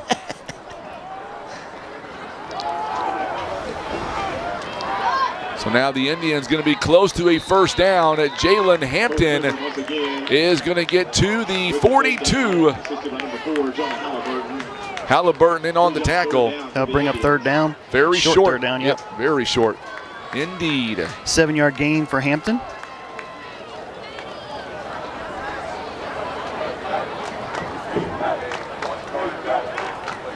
Third and 2. They're back to Hampton now. He's got a first down. He is going to fly, and he is going to take it to the 10, the 5, and he will score. 42 yards. So the Indians, Hampton with another touchdown, 41-0.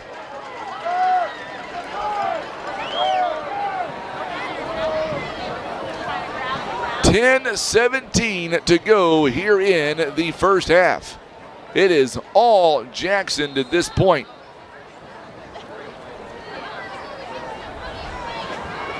The extra point attempt by Outman is coming up. It is on the way. It is up, and it is good. 42-0 is your score. And the Mules right now trail. We're back in 30 seconds on the Stinson Press Mules Radio Network. Looking for compassionate professional care in Poplar Bluff? Come to the Manor Skilled Nursing and Rehab. Our 90-bed Medicare and Medicaid certified facility offers 24-hour care, therapy services, transportation to doctor's visits, a full-service beauty shop, and also a special memory care unit. Residents enjoy a home-like environment with Wi-Fi cable and engaging activities. Weekend admissions are welcome. Call 573-686-1147 or drop by anytime for a tour. The Manor, where comfort, care, and independence come together.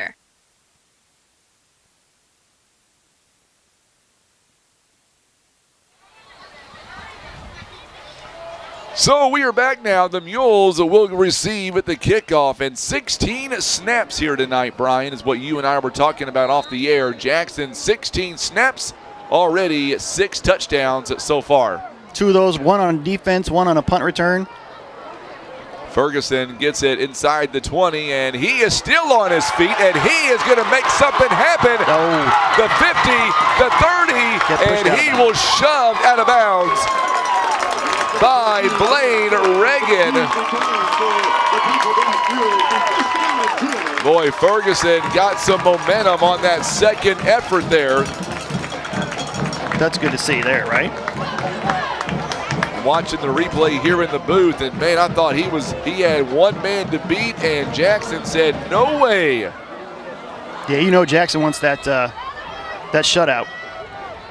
Thank you so much to Phil over on YouTube. He's liking everything he's hearing, even though He knows that we're for the Mules, obviously. We'll give all the kudos in the world to the Indians. They are really playing tonight. Hightower gets the handoff. Hightower is not going to go anywhere. No gain on the play.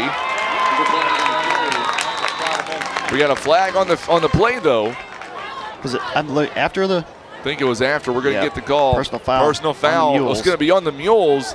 The Mules were cheering. I didn't think it was going to be against the Indians there, but nevertheless, it is against the Mules. Mules going backwards here. Oh, wait a minute. They got it wrong. They just changed it. The Mules were walking back, and now the official changed it. It's going to be against the Indians. Called against the Indians. So the officials, they got together and got it right. And that'll be after the play. After the play. So we got to the 20? Yep. We'll be half the distance now to the 10, I believe. Yep. They'll mark him at the 11. And that is a first down. So that's a 3-yard run. And we have 10-yard. The officials signaled timeout.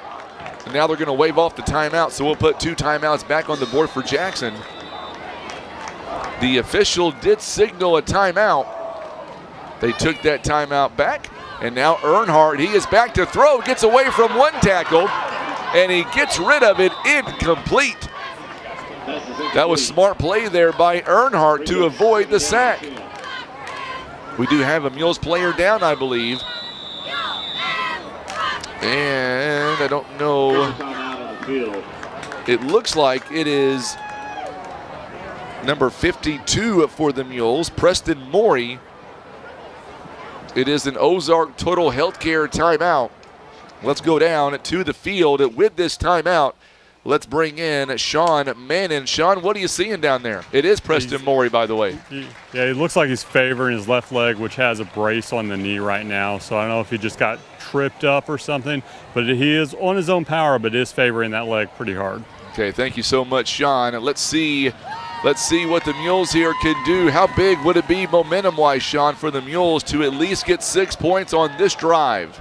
They need something. They need something to try to get some momentum and just something to lift their spirits as we continue with the second quarter. All right, second down coming up here. Earnhardt bringing out the Mules. Let's see what they've got here.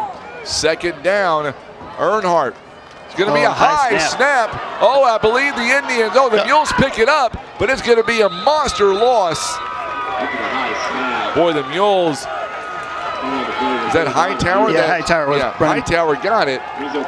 Good job of him keeping on it. But brings up third and double long. Country mile from the 23.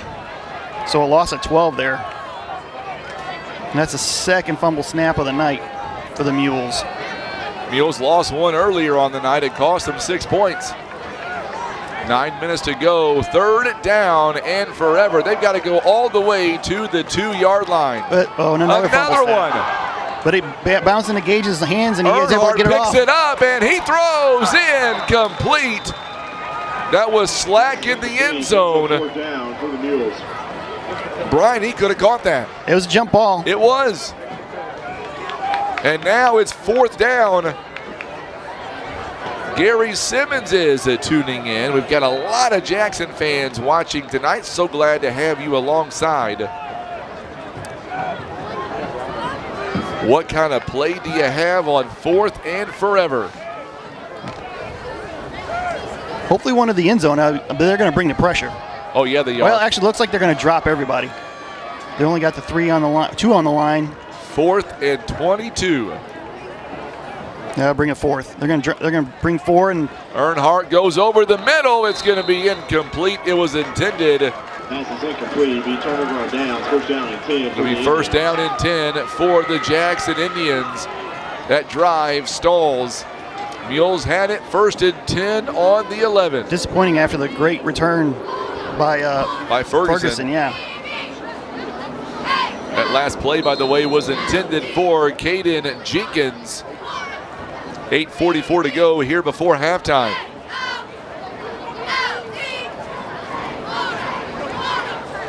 How aggressive will Jackson be up by 42 points? Aggressive. Aggressive. I believe you're right.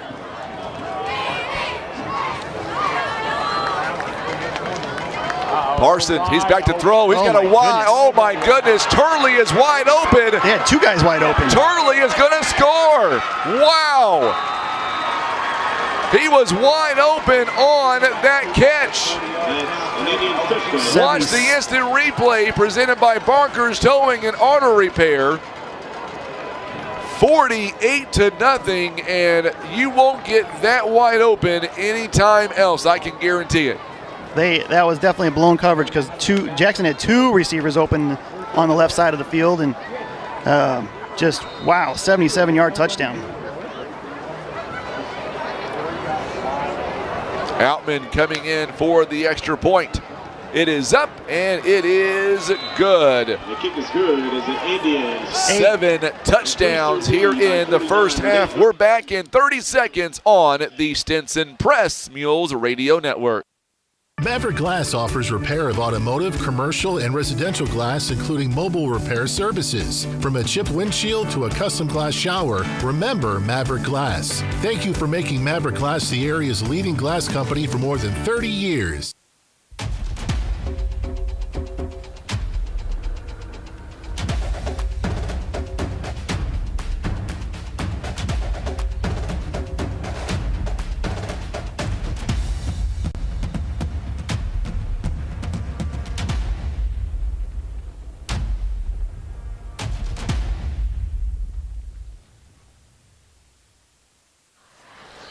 One play and the touchdown, Brian. It goes, and now the Indians now lead 49-0 with 8:32 remaining in the first half.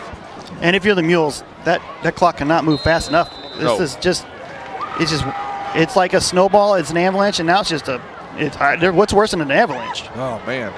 Ball taken at the 9-yard line for the Mules. Ferguson is going to be pushed outside.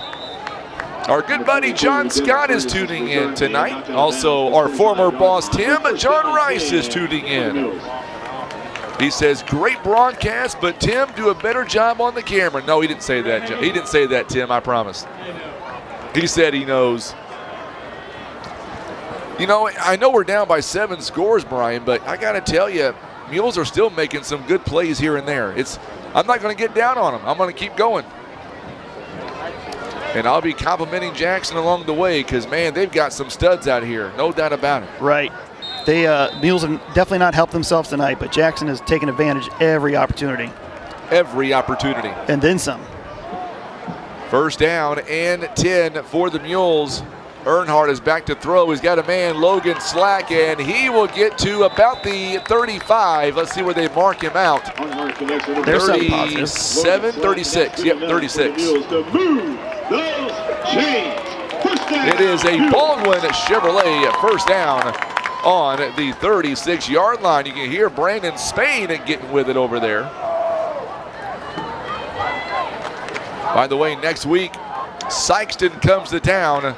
It'll be homecoming night for the Mules.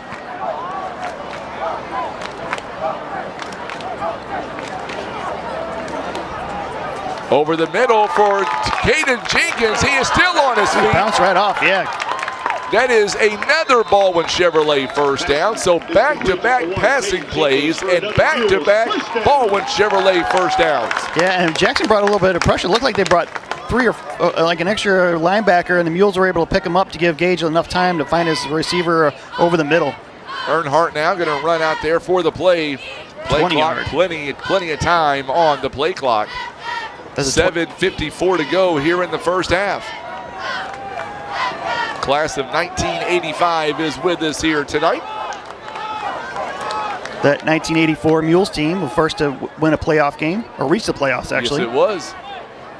Ferguson takes the carry, and he will be hit at around the 46-yard line.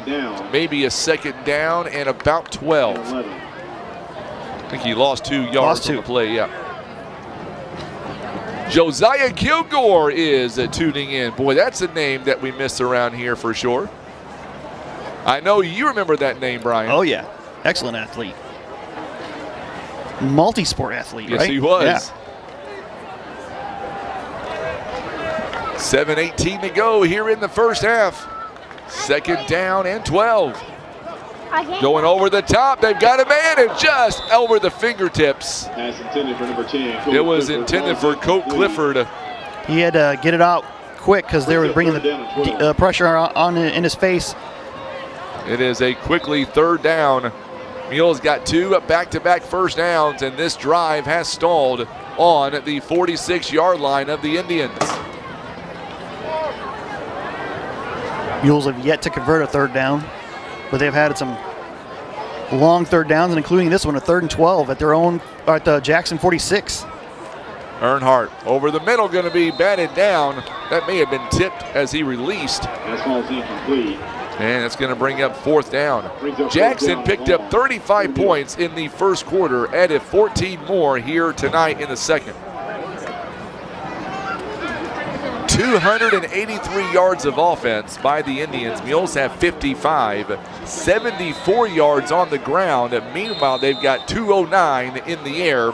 There is a Larry Hillis Dodge at timeout. Let's step away for 30 seconds. We'll be right back after this Larry Hillis Dodge at timeout on the Stinson Press Mules Radio Network. Big Whiskey's isn't just another steakhouse. It's an American restaurant for the family. It's a place to celebrate wins and eat wings. A place to talk about accomplishments and share appetizers.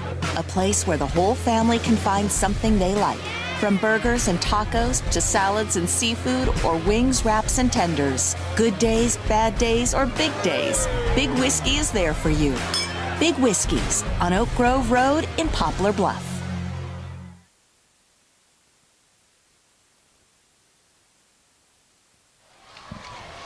Oh, Ken Hosler sticking his head here in the broadcast booth.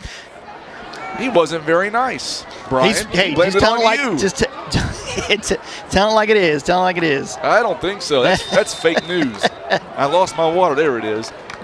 All right, so here is at the 4th down. This one is going to go out of bounds right by Sean. All right, Sean. Listen, now you and I both know, Brian, that Sean, if he wanted to, Sean could have easily caught that football, right, Sean? Yeah, I could have easily had that hit off my forehead. It was probably what happened if I tried to catch that ball. You got an injury update for me? Yeah, number 52, he actually came into the game injured and tweaked that knee again. He's got some ice on that right knee right now on the sideline. He's questionable to return. Thank you so much. That's Preston Morey that he is talking about there, so we'll keep an eye out for Mr. Morey, and hopefully he'll be able to get back out there. 1st and 10, Jackson, 6:58 to go here in the first half. There is a handoff. This time the Mules not letting him get very far. It was a handoff this time to Memphis Maddox, the 5'7" sophomore. Lost a yard. Yep. Tim Hager is tuning in, and glad to have you alongside, Tim. Of course, Tim did some basketball games for us last season. Did a great job. He is the voice of the Raiders. Hanging out in Van Buren tonight. I would say the Raiders are just around the corner. It's already practice starting up pretty soon. I know. We'll have OFC baseball coming up pretty soon, too. Oh, I used to love covering the OFC baseball tournament. Well, you can always hang out with me. We cover it every year now, Brian. Good times. Going to be a fake handoff. Mules are coming. Still gets away. He passes it in. Nearly picked off by Bradley. Whew. Pass knocked down by number 7, Javian Bradley. Tyler Fisher, the new quarterback right now, a 6-foot sophomore. Jackson letting some of those guys rest up a little bit. Up big here in the first half. Coming up at halftime, we'll be joined by the athletic director, Joe Brown. Also will highlight the Show Me Marching Band.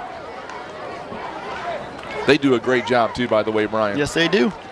Nice to see them out. For 10 years, we've had to show you from the opposite side. Fisher again rolling. He'll tuck it and run. He's got a first down, I believe. Yes, he did. And a pancake, too. He is all the way to the 45-yard line, 44-yard line. The official goes back 1 yard. be first down and 10 for the Indians. It is a first down and 10.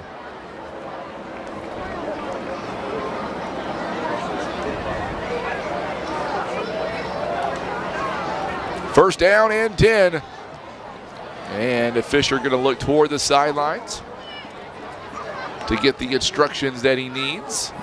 5:55 to go here in the first half. There is a handoff again. Boy, they're just running right through the Mules. Boy, I tell you what, look at them just making everybody miss. It is a first down as Memphis Maddox bouncing his way into Mules territory. Picked up 13 there. You look at the yards on the ground at 98 yards as a team, 209 through the air. 20 snaps in the ball game. 210. Oh, yeah, it's not picking up. Sorry. What now? It should be 210 from the air. I got an extra yard somewhere, and it's not picking up on the live stats. I have to fix that. Fisher again gets away from trouble. Two Mules run into each other, and there is a pass. It's nice incomplete. Good job there by the Mules. Slack. That was on Logan Slack there. He turned around just in time. I think that was intended for the Indians there. Number 10, Jory Toma. We've got some scoring updates to give to you coming up here momentarily. Let's take a look. Cape Central trails at St. Dominic 14-7. Here is a handoff again to Maddox. Maddox bounces off of one tackler, and he is going to be very close. I believe he's got a first down.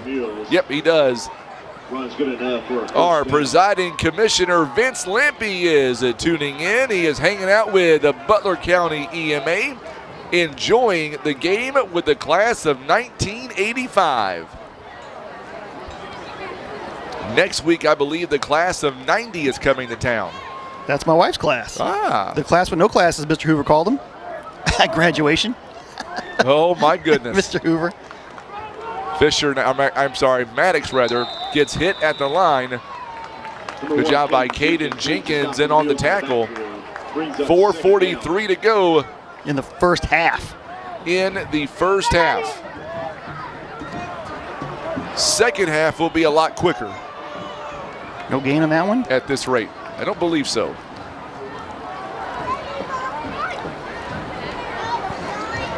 Well over 800 right now watching us on YouTube. Incredible numbers tonight. Yeah, on the scoreboard too. Yes, it is. My goodness. Very impressive. Outside pass, it is there. Incomplete though. It was intended for the Indians. Number 8, Camden Brockmeyer could not secure it inbounds. It is shortly after 8 p.m.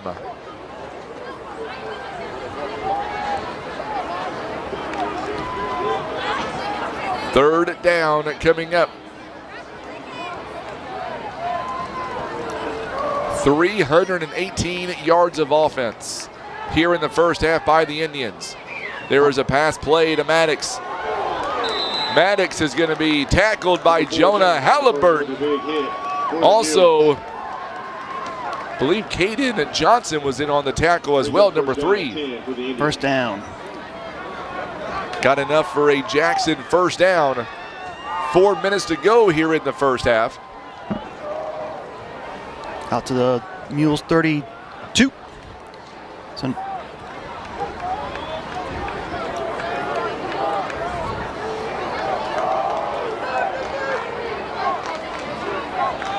puts a man in motion, be a fake handoff, and the QB keeps it.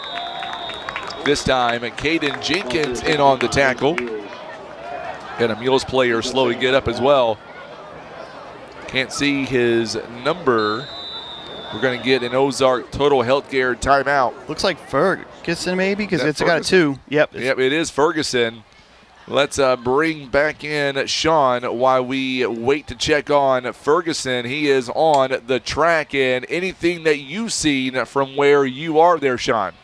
I'm not sure. He's got his leg crossed. I don't know if he maybe injured a hip or something, or maybe he just had the breath knocked out of him, but he is down. I can't really tell from here. The trainer and coach are talking to him right now. All right, Sean, thank you so much here. Coming up at halftime, we will have the Show Me Marching Band. I believe Sean Bryan will also be down there. He's going to be dancing with the Pomp Squad, too. Ain't that right, Sean? They would probably hit me with one of those palms if I tried to do that. All right, I'm just trying to get you out there, my friend. Trying to get you noticed on camera. But he came out over his own power. I think he just had the breath knocked out of him. He should be fine. He's over here on the sideline, so that's some good news. Pointing to his stomach, chest. Pointing to his stomach and chest area. So we'll watch that very carefully. Thank you again, Sean. Always doing a great job down there on the sideline. 3:25 to go here before halftime. 49-0 Jackson if you're just tuning in. And where have you been? 3:25 to go. Or 3:12 now to go here in the first half. Jackson letting that time run down somewhat. Mules have got to score 2 touchdowns to be able to stop the clock here from being the mercy clock. That's going to be incomplete. Brock Meyer was the intended target. Kind of just sailed on him a little bit. That's the second time they tried that play to the sideline and just couldn't connect. Had the receiver open.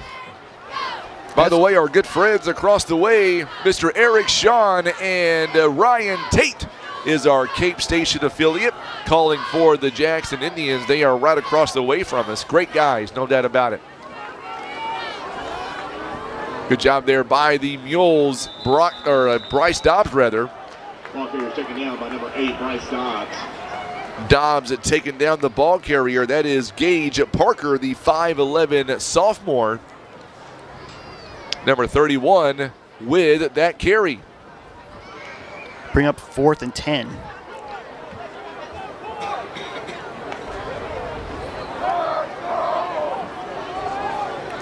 From the Mules 32.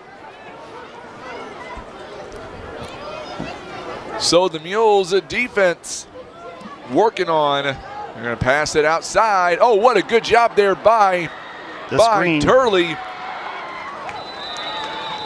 Screen to Turley. He's going to bring it inside the 10-yard line.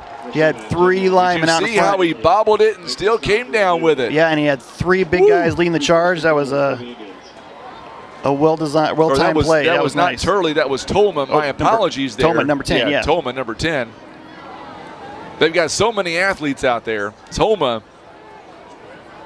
he is really good. Got down to they marked him at the 2. 2, yep. Yep, so 30-yard pickup. So first down and goal.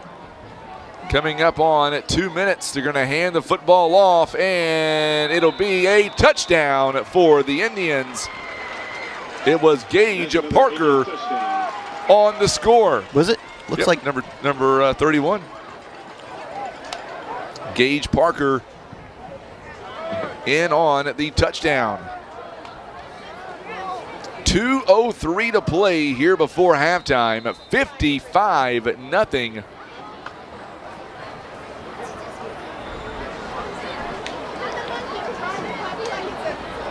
And here it is. It is on the way. It is up, and it is good. So just like that, it is a 55-0 ball game. Let's go back down to the field and bring in our 4th member of the broadcast team. And Sean, take it away. Mules down by 8 scores with only 2 minutes to go before halftime. I mean, I'm not going to say anything that someone's going to be surprised here. Obviously, Jackson's probably going to win this game. But still, every snap is another, I could say, exaggerated practice. This is going to get the team more snaps, more experience. This is what the coaches are telling them. Hey, this is how you guys work to get better. You're playing against a great team right now. You can help build up your skills, and that's going to help later in the year. That's the way they're going to try to explain it to them here over the next half of this game. Well, I was going to tell you, Sean, real quickly, a friend of mine on YouTube was giving me some breaking news. You'll want to hear this as well. I haven't checked it just yet, but apparently the Cubs won today, so that's some good news, Sean. You don't have the MLB app? Well, I'm doing football right now. Well, they did text it to you. Easy. Here is the kickoff. We'll keep Sean with us here. Caught at the 15-yard line. Jones and trying to make something happen. He'll get out to around the 23-yard line or so. Mules take over, be first down at 10. Sean, do you want to confirm the Cubs won today, my friend? I have no comment. That means yes. Just saying, Sean, it's not too often I get to carry one over you for a change. I mean, we all know what's going to happen when the Cubs get into the playoffs anyways. Oh, I know what's going to happen, too. They're going to probably lose in 2 games. But, hey, we're still there. That is true. Farmington, by the way, they lead at the half. It is 28-0 at halftime. Farmington up by 4 touchdowns. Here is the first play. Going to be a quarterback keeper. Jackson not messing around. Under 2 to play here in the first half. And a tackle in the backfield. I know the Mules are losing 56-0, Brian, but I tell you what, I'm getting excited to see our marching band from the other side here this time. Well, when you're down 56, it's about the only thing you can look forward to at halftime. Yeah. You're right. I believe that we're going to get Coach Joe Brown possibly up here as well. I believe that he will join us coming up at halftime. He is the athletic director for Poplar Bluff. Oh, there's a handoff, and Jackson wasting no time. Slack was the ball carrier, and they were all over Mr. Slack.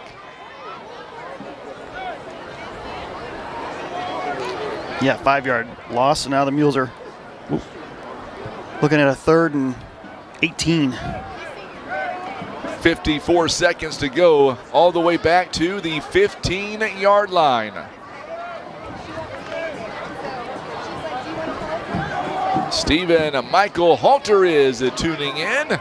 Glad to have you alongside, my friend. At 38 seconds, 3rd down coming for the Mules. Going to hand it off and going to go nowhere. And that could be the final play. Ferguson with the ball carry, and that will be the last play of the first half. Mercifully. With that being said, we're going to come back in just a moment. We're going to get to our Show Me Marching Band coming up. We've got a live interview on the way. Plus, we are also going to be joined, I believe, by the athletic director. There it is, halftime, Mules down 56-0. I'll tell you what, Tim, let's take a 4-minute break. We'll come back, and we will have your halftime coming up, brought to you by PB Realty, Legacy Farm and Land Specialist. This is the Stinson Press Mules Radio Network. At Baldwin Chevrolet, teamwork is what drives us forward. From sales to service, we go to bat for you. When it comes to prices and experience, we kick the competition to the curb. From shooting your shots to scoring touchdowns, Baldwin Chevy Cadillac's the place to be. Proudly supporting Poplar Bluff and our community for over 45 years. Go Mules!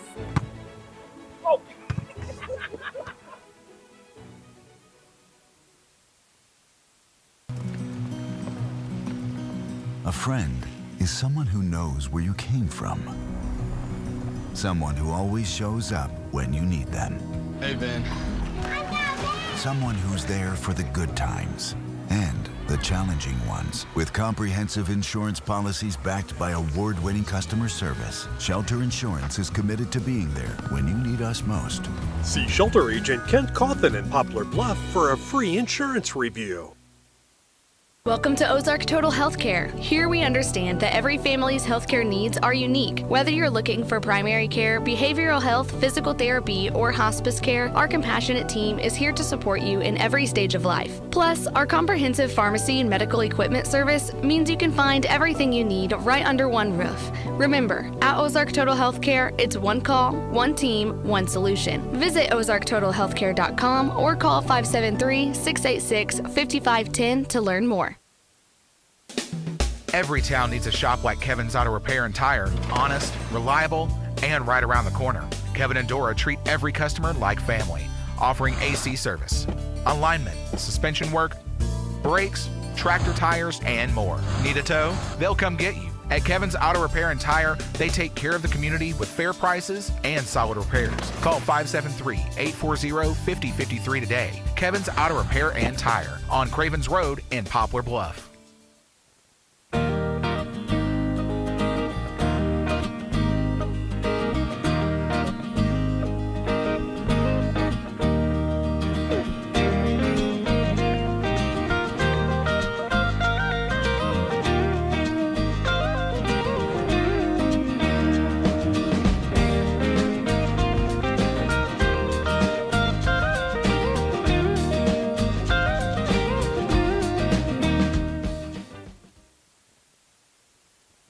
Struggling to find that perfect gift for that person who has everything? Find unique treasures at the Gift Chest. At Whitworth's Gift Chest Jewelers, we have over 6 decades of expertise bringing you unique and beautifully crafted jewelry, gifts, and one-of-a-kind artwork. We are locally and family-owned, and we also offer custom creations, jewelry repairs, and we buy scrap gold, silver, and platinum. Let our family take care of yours. That's Whitworth's Gift Chest Jewelers, where Walmart is next door to us in Poplar Bluff. From little bites to big appetites, there's something for everyone. At Costello's Restaurant in Poplar Bluff, we serve fresh, made-to-order meals that satisfy every craving. From St. Louis-style pizzas to hand-cut certified Angus beef steaks, fresh seafood, and home-style pastas, every bite is packed with flavor. Costello's makes the perfect date night or a meal out with friends and family. Start your morning with our full breakfast menu available every day. Costello's, where every meal is a masterpiece. Looking to make your home more comfortable, functional, and stylish? At Hefner Furniture and And Appliance, we are we've got back here with our everything PB Realty Legacy Farm and Land Specialist halftime report, and it is all Jackson right now, 56-0, and the Mules in at the break. And the Indians, by the way, will receive the second half kickoff coming up, and that'll be in roughly 17 minutes from right now. Before we dive into the Show Me Marching Band, we are very excited to bring them on camera tonight.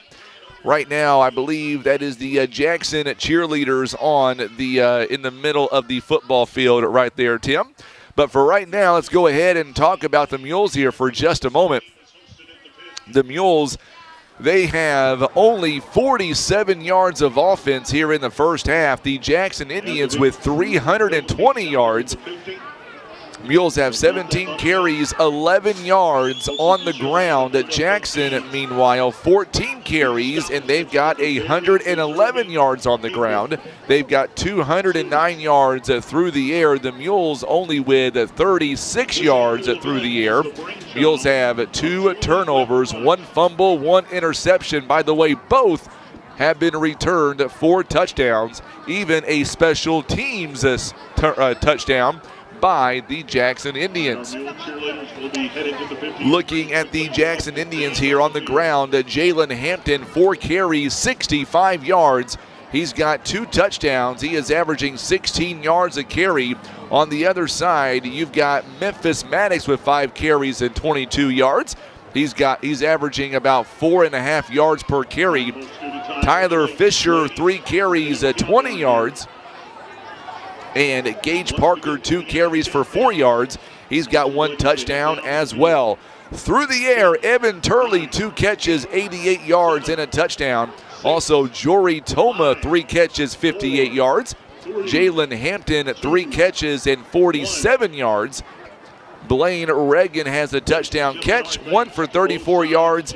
And Camden Brockmeyer, he's got 1 catch for 13 yards.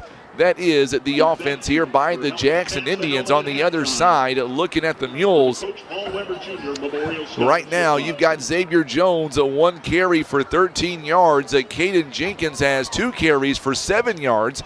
Devin Ferguson, 6 carries for 6 yards. Gage Earnhardt, 3 carries and 2 yards. Corday Hightower has 1 catch and 2 yards. And Logan Slack, 1 catch, or I should say 1 carry rather, for -5 yards. And then through the air, Caden Jenkins with 1 catch and 20 yards. Logan Slack has 1 catch for 11. And Xavier Jones, 1 catch for 5. Gage Earnhardt, by the way, he has gone 3 of 12 so far, 36 yards no touchdowns, and the one interception that was returned for a touchdown. So that is the first half stats there for the Mules and the Indians out of Jackson. And coming up in just a moment, we'll be joined by assistant coach Colton Mannon.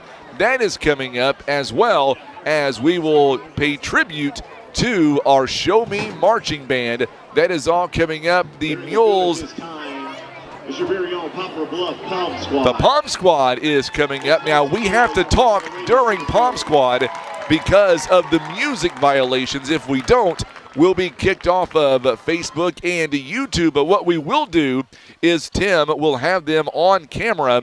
And joining us right now, we're going to welcome in Colton Mannon. He is the assistant coach of Poplar Bluff. And Coach Mannon, we were talking a few moments ago about the yards here for the Mules, and so far Jackson put up 56 on the Mules. But I know going into halftime, what are some bright spots that you're looking at coming out of halftime, your team down here at the half? It's still positive on the sideline. You know, we don't have guys that lay down. They're not going to give up. A play that sticks out in my mind, we threw the ball to Jenkins over the middle. He broke 2 tackles, got a big gain on it. These guys are competitive. They like to finish the fight. They don't care about the score, and that's kind of what we're going to preach at halftime. So what adjustments are you going to be able to make here coming out of halftime? Obviously, the running clock will be a factor coming up, and obviously we are seeing some younger guys getting some playing time. So what's going to be the overall adjustments coming up at half? I just got my offensive line in a group, and I said, hey, this is our time. We can work on fundamental things at this point. You know, we can't run for a 70-yard touchdown. We're not going to make a 70-yard block or a 70-point block. So we're going to work on fundamentals. We're going to work on steps, hand placement, stuff like that. And I think that's what every position coach is going to key in on. Obviously, we're not going to see a team this efficient like Jackson every week. So how do you keep the boys pumped up and focused for the next 24 minutes of football coming up at a halftime? We can use tonight to get us ready for the rest of the season. You know, you've made a great point. This will be the best team we see all season. But really, after tonight, this game does not mean a whole lot, you know what I'm saying? It's a conference game, yes, but it's not a district game. We don't have to see these guys the rest of the season. It's just a great chance to work on things. Well, I'll tell you what, I appreciate you coming up here and joining us here at the halftime. We'll let you get back to your team. We'll see you guys coming up after the football game. All right, thanks, Frank. You bet. Colton Mannon joining us live here at the half. And coming up, we are moments away from being able to showcase our Show Me Marching Band. I'm looking and I see Coach Brown. I don't know if he is going to be able to make his way up here to the press box here to be interviewed. I am watching him go down the steps, and we'll see what direction he goes. I believe, well, he might be coming our way. He made a right-hand turn, so we'll see. I'm hoping that he'll be able to come up here. I would love for him to introduce the Show Me Marching Band, and possibly not as he's continuing to move on. So we'll see if we're able to get him on, but if not, our plan is to bring you the Show Me Marching Band here tonight. We are so excited to have you alongside. You won't miss a moment of our Show Me Marching Band as the Mules right now, as they are down 56 here to nothing. Our trivia question, by the way, it is on the screen as well. While we're waiting for the marching band, the Mules lost a game in regulation in which they held a halftime lead last week at Cape Central. When was the last time that happened? Was it in 2005, 2007, 2010, or 2013? We will give you the answer. We will select a winner coming up. The winner will receive a large family feast from Pizza Inn in Poplar Bluff. That's all coming up. So happy to welcome in. I'm going to stop talking, so if you're on the radio with me, I want you to hear the sounds of our amazing Show Me Marching Band. If you're watching live video, we have been fighting for this for a long time. We are so excited to welcome in our Show Me Marching Band at halftime. It is a Mules home game. It's not a home game without our amazing Show Me Marching Band. Following the performance here tonight, We will come back and we will continue with our halftime on the radio. Enjoy the sights, the sounds. On video, you'll be able to see the entire performance live exclusively on our Facebook page as well as our YouTube channel by going to youtube.com/River Radio PB. Enjoy our Show Me Marching Band here tonight live from Poplar Bluff. They are getting everything in motion right now as we speak, and as soon as they begin, then Tim and I will step away and let our marching band take center stage here tonight. It is what we have worked hard to get to be able to show you the entire performance. Enjoy the Show Me Marching Band tonight live from Poplar Bluff.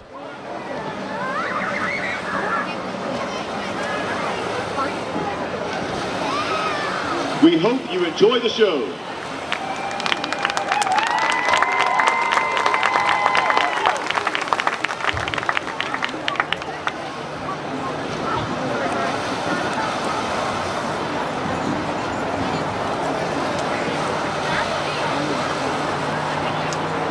Still waiting for it to start here.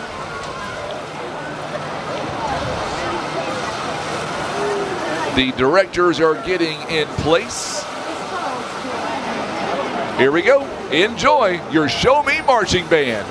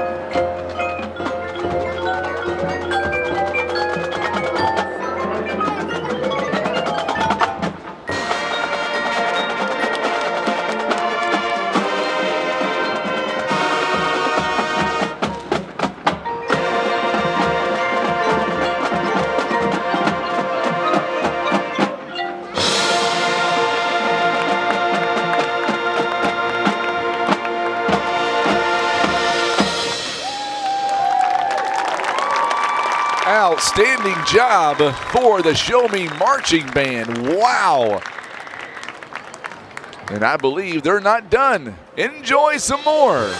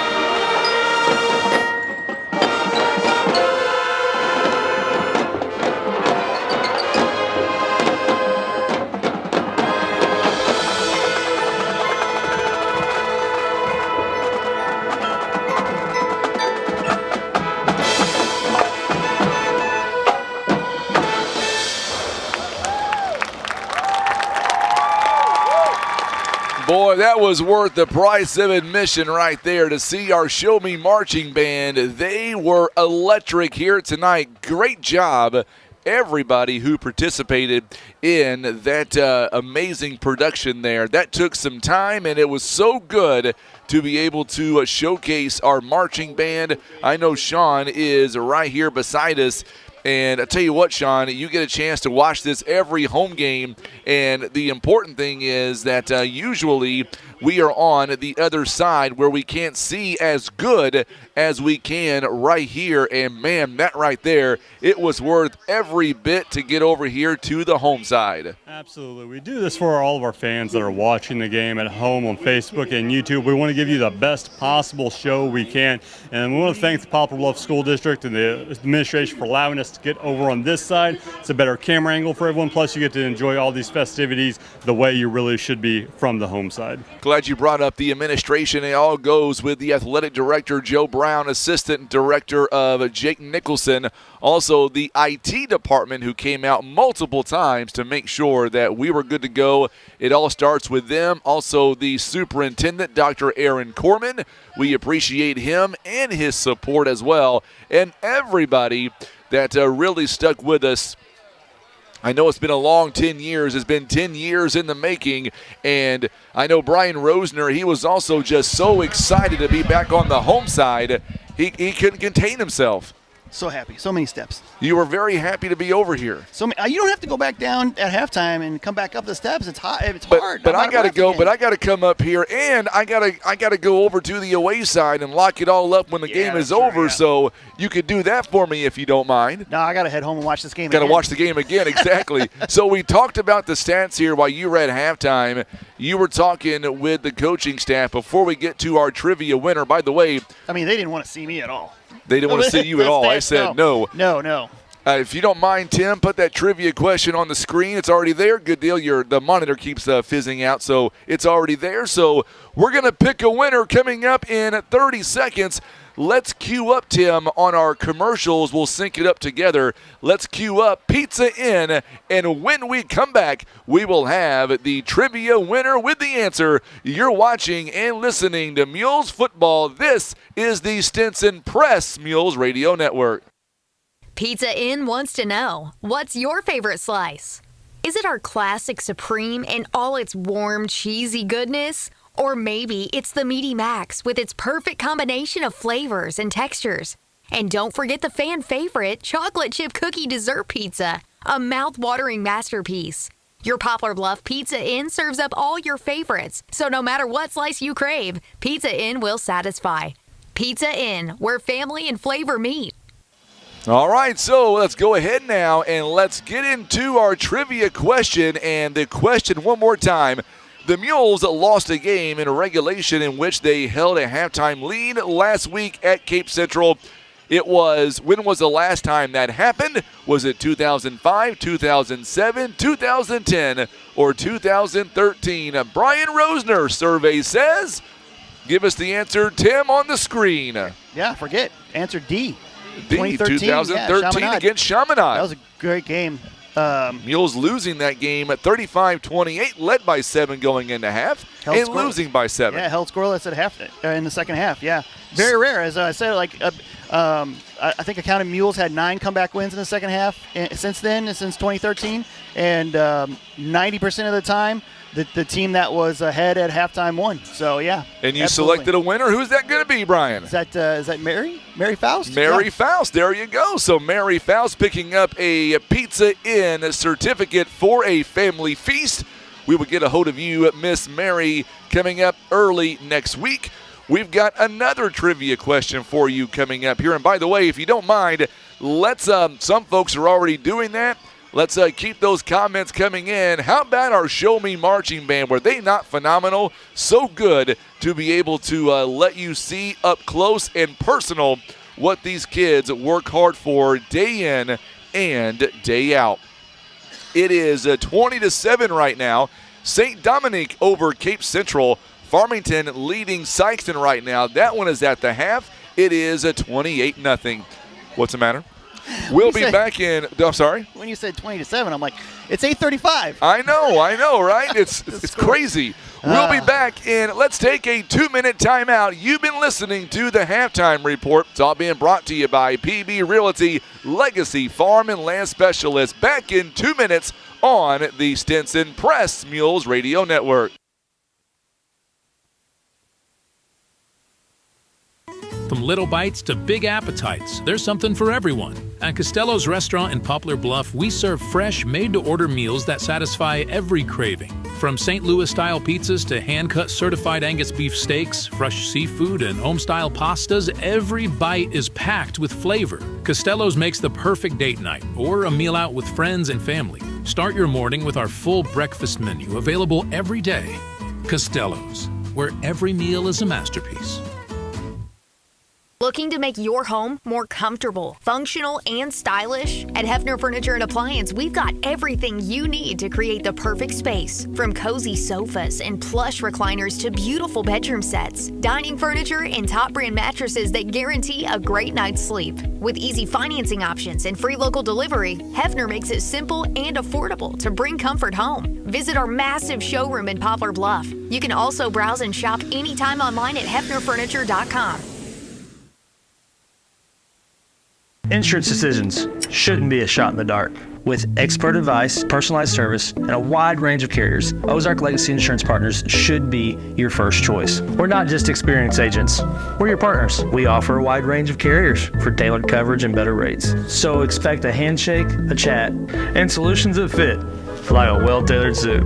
For auto, home, business, life, health, and even Medicare, make Ozark Legacy Insurance Partners your first choice for insurance. It's our family protecting you. Head to Heartland Express in Poplar Bluff, where amazing service meets mouth-watering meals. Start your day with a full breakfast bar made fresh every morning. Then come back for lunch and dinner specials that'll keep your taste buds cheering and your wallet smiling. Craving something late? Try our new cook-to-order menu from 2 p.m. to 5 a.m. That's right, Heartland Express is open 24/7, serving up hometown flavor around the clock. From hearty breakfast to satisfying lunches, come see why locals love it. Find them on Facebook at Heartland Express Market and make your next meal a hometown favorite.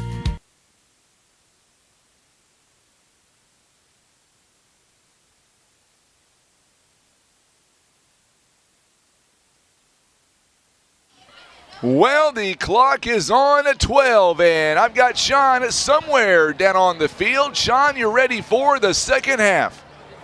Absolutely. This is still time for players to learn, time for someone to make an impact here in this game.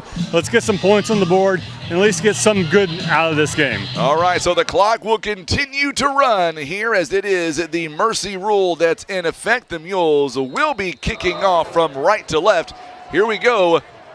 It is, tries to go 10 yards. The Mules were hoping for the onside there, Brian, but not to be the case. Really? As for the Indians, Mark Culberson, he was able to fall on it, the 5'9" senior.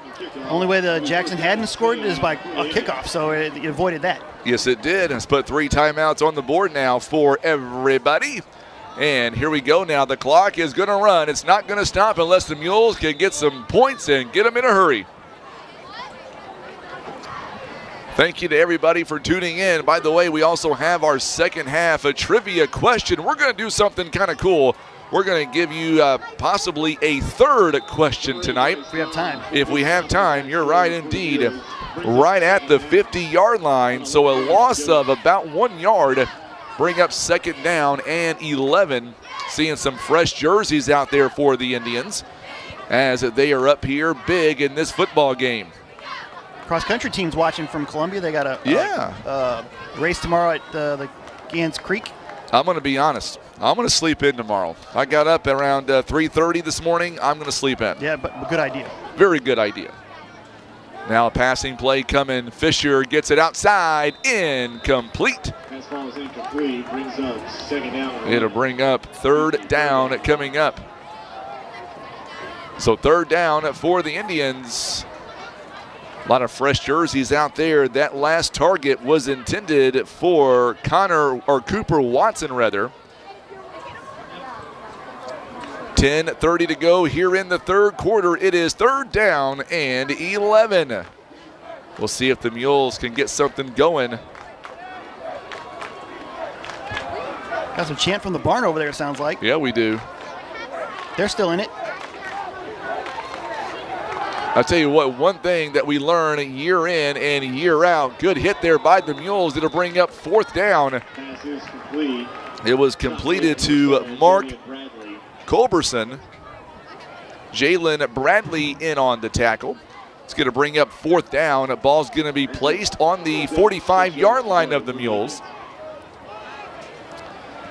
We're going to be talking about Tyson Cox in just a moment for our 3rd quarter trivia question. Up for grabs, a gift certificate from Big Whiskies in Poplar Bluff. This one is a little bit tricky. Mules forced a punt. Nice. First one of the night. No, we got some movement up front. False start against the Indians. And that'll back him up 5 yards.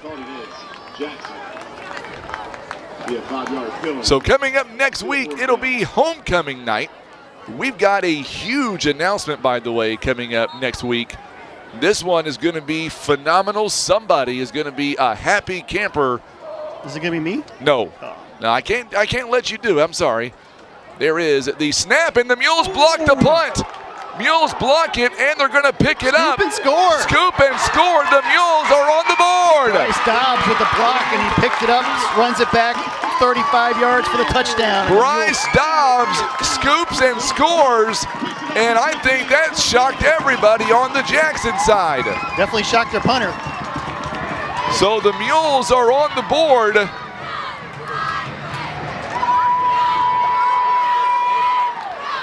We're going to go down to Sean following the extra point. Excellent way for the Mules defender. Was able to get off the block and get them and block that punt. Hey, it was a turnover at the start of the first half, which started things. Maybe a turnover and score. Let's start the second half and get something going for the Mules. Got a new kicker out there for the Mules, it looks like. Is that the freshman? Yeah, it's going to be Graham Spain, is that right? Yep, Graham Spain coming in for the extra point. It is the Ozark Legacy Insurance extra point. It is up, and it is good. There you go, Mr. Spain. And the Mules, I believe Brandon got a little bit more of a oomph on that extra point attempt there. Obviously, it is 56 now to 7. Sean, that's got to fire up our defense now as your defense, your special teams, a huge scoop and score.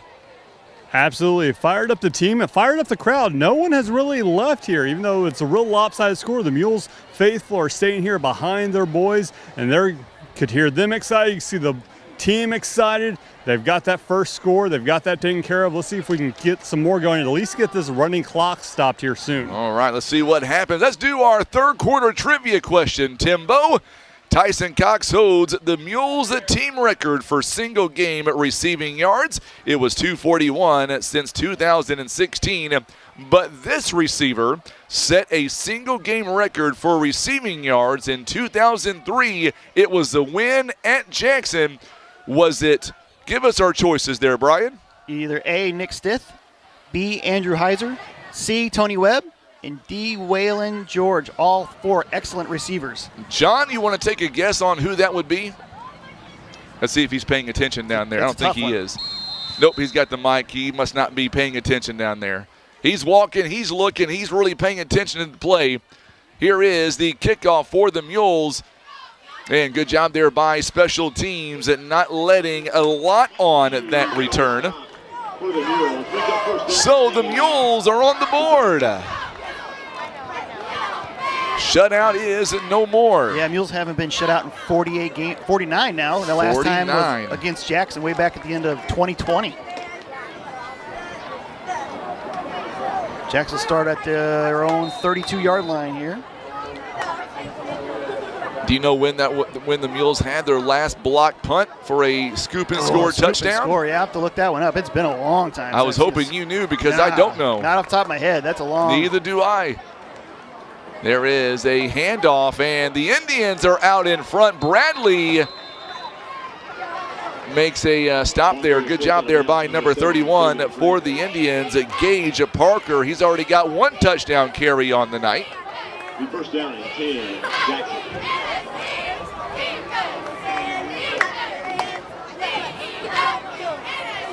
Got him out to 43. So 11 Lots of guesses coming in. I can tell you not many right now with the right answer. Good job, Brian. It's a tricky one because all those receivers, kind of play at the same time. We had some good receivers back then, and a lot of this passing game especially against Jackson that year, couple years. Once again, right at the 50-yard line. Halliburton on the tackle. Gage Parker again moving the football to the 50-yard line.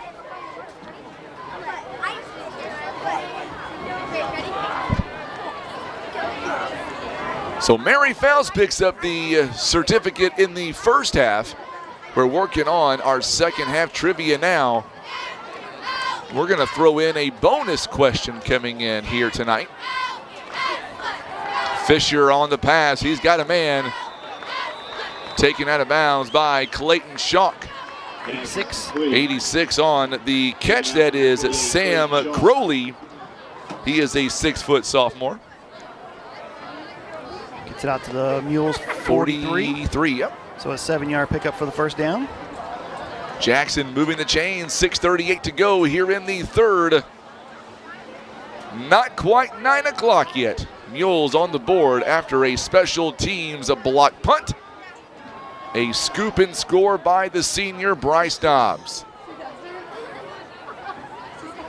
Fisher now taking his time, going to hand the football off once again. Out in open traffic, Halliburton in on the tackle. Another handoff to number 31, Gage Parker. And Parker now inside the 35 to the 34. Tell you what, the Mules doing everything they can, but man, how do you stop this Jackson team? You don't. They have dictated 99% of this football game. That 1%. That 1% was the scoop and score touchdown. They're averaging 12 yards a play on offense. And getting it done on defense and special teams. And this time the Mules not letting him through.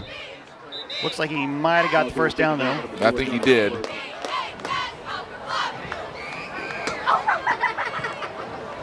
Nope, they're going to say third and short, third and an inch. Ooh. No gain, technically.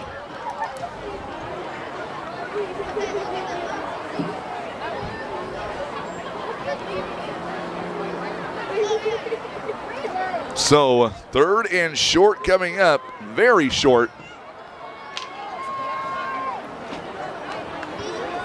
Here is the handoff, and I think the second effort got him. Be close, yeah. I think the second effort will be enough for a Jackson first down. They're going to move those chains. At first, it was not going to be a first down, but that second effort really did wonders. Picked up the yard, yep.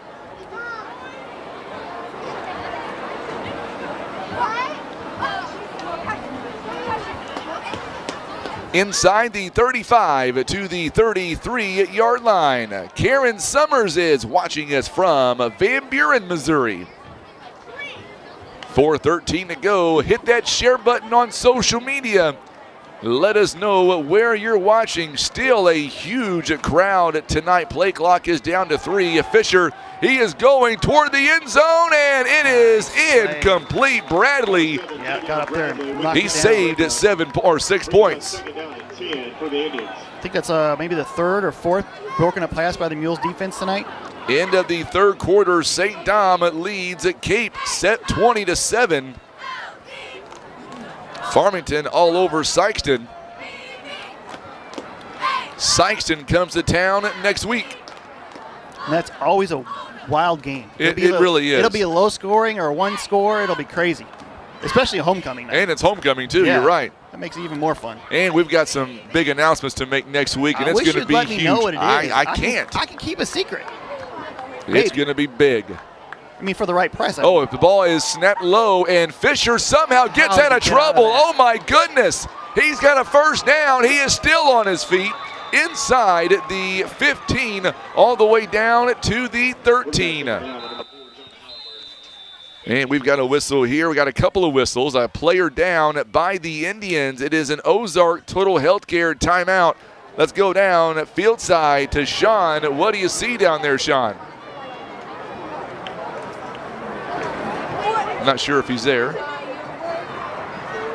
And there's a difference in the ball game between the two teams. You know, the Mules will fumble a snap, and it's get on the ball, panic kind of mode. But this play, Fisher kind of picks it up and just finds a way to make a first down and pick up some yardage.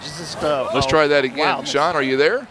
Yeah, can you hear me? There you are. Okay, now I got you. That was Brian's fault because he had the wrong cord plugged in, so that's all Brian, Sean. That was number 7. Looked like he went down and tackle. I think he might have just had the breath knocked out of him. He's walking off under his own power, kind of gripping his ribs. I think he should be okay as they're going to talk with him with the trainer on the sideline. All right. Thank you so much, Sean. We'll stand by. We'll bring you back on here. 3 minutes to go here in the third quarter. We're going to do you a curveball. We're going to give away an extra prize here tonight. Under 3 minutes to go, so hit that share button right now. We're going to pick a winner coming up following this quarter. Brian's going to throw you a curveball that's outside of our lane. I know, Tim, you won't have the graphic for it, but that's okay. We'll make it work. We'll make it simple. We'll make it simple. It's going to be a number. It's going to be a number, he says. Fisher now hands it off.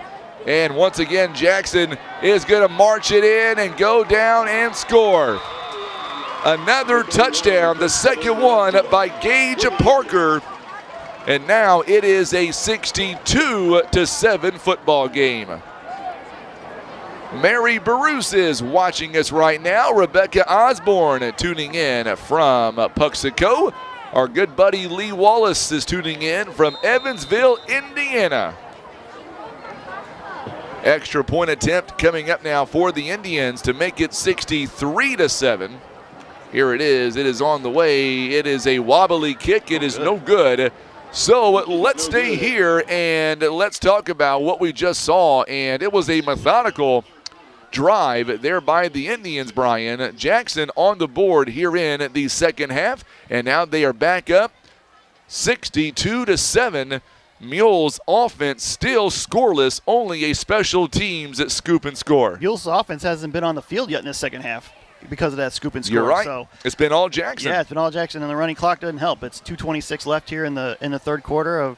The Mules, here's where we really want to see what the Mules have in the tank, what they can do. Get something positive on offense here. What do you think? Let me ask you this. What do you think that the Mules coaching staff is looking for as the Mules right now down by this many points? Obviously the mercy rule going. What positives are they looking for the remainder of this quarter and next quarter? You can't practice Friday night, right? So they're out there getting tape on guys who are gonna vie for spots if somebody goes down, or if who's gonna want that fight next week in coming in the future games. Because the Mules, they've had a brutal 5-game stretch here. Yes, they have. The season. I don't think you're going to see a better 0-5 team than the Mules coming out of this. And so, do they have any fight left in them? Or are these guys going to fold up the tent the rest of the season? That's the big question. So let's see what we got tonight. Mules take it near the 15-yard line. A slack is out, and he is going to be across midfield. And it'll be a great return by the senior. Logan Slacken gives the Mules offense a pretty good field position. That's the second time the Mules have returned it and started in Jackson territory. So Farmington is also walking all over Sykeston. They trail 42-0 right now, Brian. I tell you what, Mules could very well get their first win next week at home. Well, don't jinx it. I'm not going to jinx it. I'm just going to be honest. That was a 41-yard return there. Yes, it was. Can I not be Mr. Positivity? This one is incomplete to Xavier Jones. Chloe and Carly said the Mules are going to win next week too, so you're outnumbered now, Brian. That's true. Tim might be on your side, but I'm not. They have the job of recording the Mules. Yes, they do. They're recording everything you're saying. Yep. And you will be fined. Second down and 10 for the Mules. 1:15 to go here in the third quarter. Here is the pass out to Bryce Dobbs, I believe. No, Logan Slack, rather. The 8 and the 6 look pretty similar. Yeah. Going to be 3rd down and 10. Try to set up the screenplay, but just a little throw, and he couldn't pick it out of the turf. Earnhardt tonight, 3 out of 14, 36 yards, and that's it. No touchdowns, 1 interceptions. Drew Parsons, 8 of 11, 209 with 3 touchdowns. No interceptions, no turnovers by the Indians. Mules have 2 of them. And here's a flag that comes out, and I believe it's going to come back. It's going to be against the Mules. I would imagine the Indians are going to decline. I believe that was Xavier Jones. It was. In on the carry. Illegal shift. It's going to be against the Mules, but the Jackson Indians will decline. It's going to bring up 4th down. Mark Dillon and Logan Mannon is in Kansas City hoping for more touchdowns at this half. All right, Hallie. She says one of my favorite lines, let's go Cubs. See you there, Brian? Go Cubs, go. Is that the big announcement next week? You're going to broadcast? Boy, I tell you what, I've been there one time. That would be a huge announcement, but not that big. I'd be on cloud 9. That's the end of That's the third the quarter. end of the, well, that went by pretty fast. All right, we'll come back in 1 minute. Mules down 62-7. You're watching and listening to Mules of Football on the Stinson Press Mules Radio Network. I love how you're always thinking ahead. Well, they don't call me Prepared Pat for nothing. Guess that makes you forward-thinking Fiona. Gotta protect your dreams.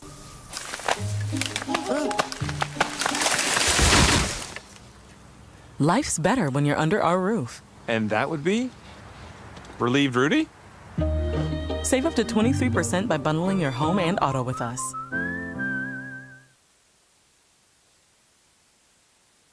Barker's Towing and Auto Repair. As the name suggests, Barker's does more than just towing. Here at Barker's, we offer a complete line of automotive services, including tires, brakes, alignments, maintenance, and repair. And for our car enthusiasts, you'll enjoy our speed shop for quality performance parts. We are locally owned and look forward to earning your business. And for those times that you need a tow, Barker's Towing is available 24/7 for all of your towing and auto recovery needs. It's Barker's by request. 573-785-7811. All right, so here we go. We are back now. The 4th quarter, it is about to begin. Earnhardt now is back to pass, and he's got a man there. Incomplete. Logan Slack could not haul it in. It is time to give away a $25 gift card from Big Whiskies. There is the trivia question. Great question, Brian. Great answers. Tim, give us the answer, my friend. Survey says, Brian? Well, I don't know. It's Andrew Heiser. That's right. Andrew Heiser, 13 catches, 228 yards, 2 touchdowns. He was everywhere that night back in 03. I was a senior in high school, so I was not at the football game.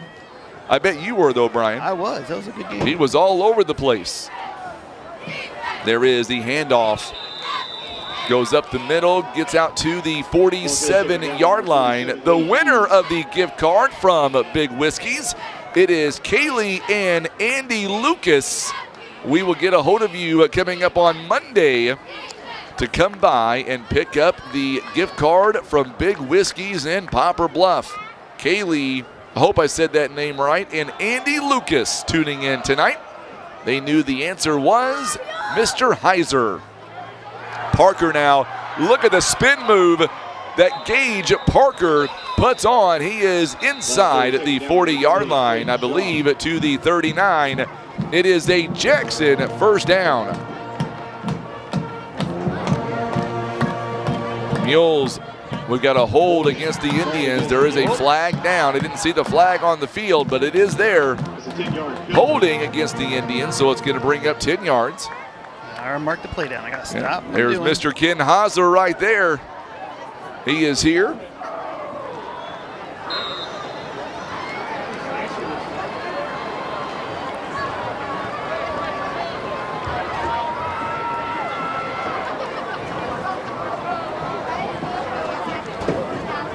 9:47 to go here in the ball game.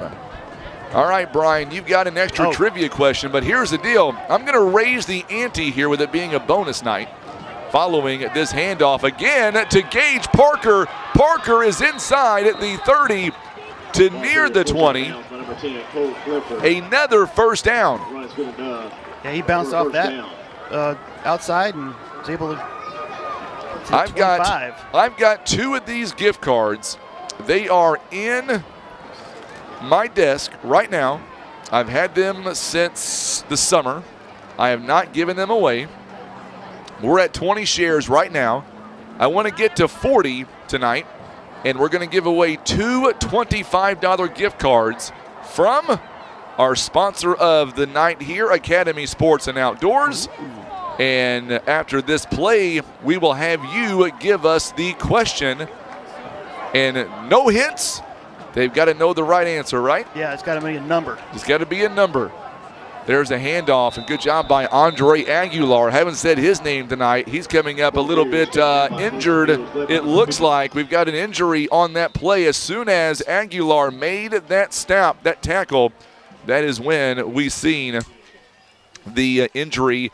It is an Ozark Total Healthcare injury. We'll go to Sean in just a moment for that injury. In the meantime, let's talk about our bonus question. 2 $25 gift cards from Academy Sports and Outdoors. We need to get to 40 shares on this broadcast on Facebook. What do you got for me, Brian? All right, I know everybody was asking this question to themselves. I wasn't asking this. First half is when the Mules were down, but they're down 55 points right now. What is the most lopsided, largest deficit of a loss for the Mules? And I'll give you a hint. The hint is it occurred in 1923 at Paragould. I think I know the answer to this. Just give me the number. How many points did the Mules lose by? We want the number. We want the number in our video chat. Andrew, or I should say Andre Aguilar, Sean, the good news is, was up and walking off on his own power. Yeah, it looks like he just got a little hit a little bit while making that tackle. He seems to be okay. He's kind of gingerly walking it off. He should be back here pretty soon. Good deal. Any answer, Sean, as to what you think our trivia answer could be? You want to give me a number? I'm going to guess somewhere around 77. Brian? He says, thumbs down. Sean, you are wrong. Nice try. We'll try again in a minute. We'll give you one more try. So it's not 77. All right, Brian, can I give one more hint? Sure. All right. We'll do it following this play. Along the outside, a flag comes in as Parker is inside the 10. A flag is thrown back at the 25. Another hold. Sean said 77. Give me a hint. Is that number lower than 77, or would it be higher than 77? Lower. It's lower than 77. Oh, it's lower than 77. Okay. All right. So it's lower, David. David said 84, so he doesn't get it right. I tell you what, between you and David Hadley, you two are like the trivia gurus in this town. You two know your stuff. I got my stuff from Bob Gray. I didn't look it up or anything. All right, well. I wasn't there. So we know that it is lower than 77 points. The biggest lopsided victory. Loss for the Mules. For the Mules. Now, the biggest victory of the Mules is much more than 77. That's what I was thinking of. Yeah. The lopsided loss. The largest deficit, loss for the Mules. The answer is lower than 77. A new quarterback coming in, launching one, and it is incomplete. It was intended for Wyatt Glass, number 12. The quarterback is Jaden Williams, a 5'10 senior, number 24. Boy, it's amazing to see this Jackson team. They are, 2-3 deep at QB, and they've got arms. They can throw. That was good, and he's lefty, too. He really slung it through there, and great job by the Mules. Caden Johnson there to break up that pass. 6:44 to go here in the ball game. Remember, we need 40 shares. We're at 25, so let's get to 40. At some point, Brian's got to write down the answer because I still have no idea what the answer is. I got you. Oh, okay. The answer is, no, I'm kidding. I know better. All right, so here we go now. Here's a pass. It is completed. Oh, they make the Mules miss. And that one is going to be close to a touchdown. It's inside the 10. Inside the 10-yard line. Walker is taken out of bounds. Boy, I tell you what, that was a great catch and run by D'Antoine Johnson. He's a freshman, a 5'7" freshman. I got to go back, and some of the answers are pretty close. Some of the answers were close, but I still have not. Oh, I do. I see one. One right answer. We got a winner. All right. I do see one. Well, now everybody knows what it is. No, I didn't say which one. I'm just teasing. Here is the handoff, and Jackson will run in and score it up. It is number 29, D'Antoine Johnson, who just scores 6 more. Got to catch up. 5:20 to go here in the ball game. Keep your answers coming. We need to get to 40 shares on the night. And we're going to give away these 2 $25 gift cards from Academy Sports and Outdoors. Extra point attempt is up. And it is good. It is 69-7. Boy, I tell you what, Brian, this Jackson team, there is no quit. 5:20 to go in the ball game. They keep coming at you, don't they?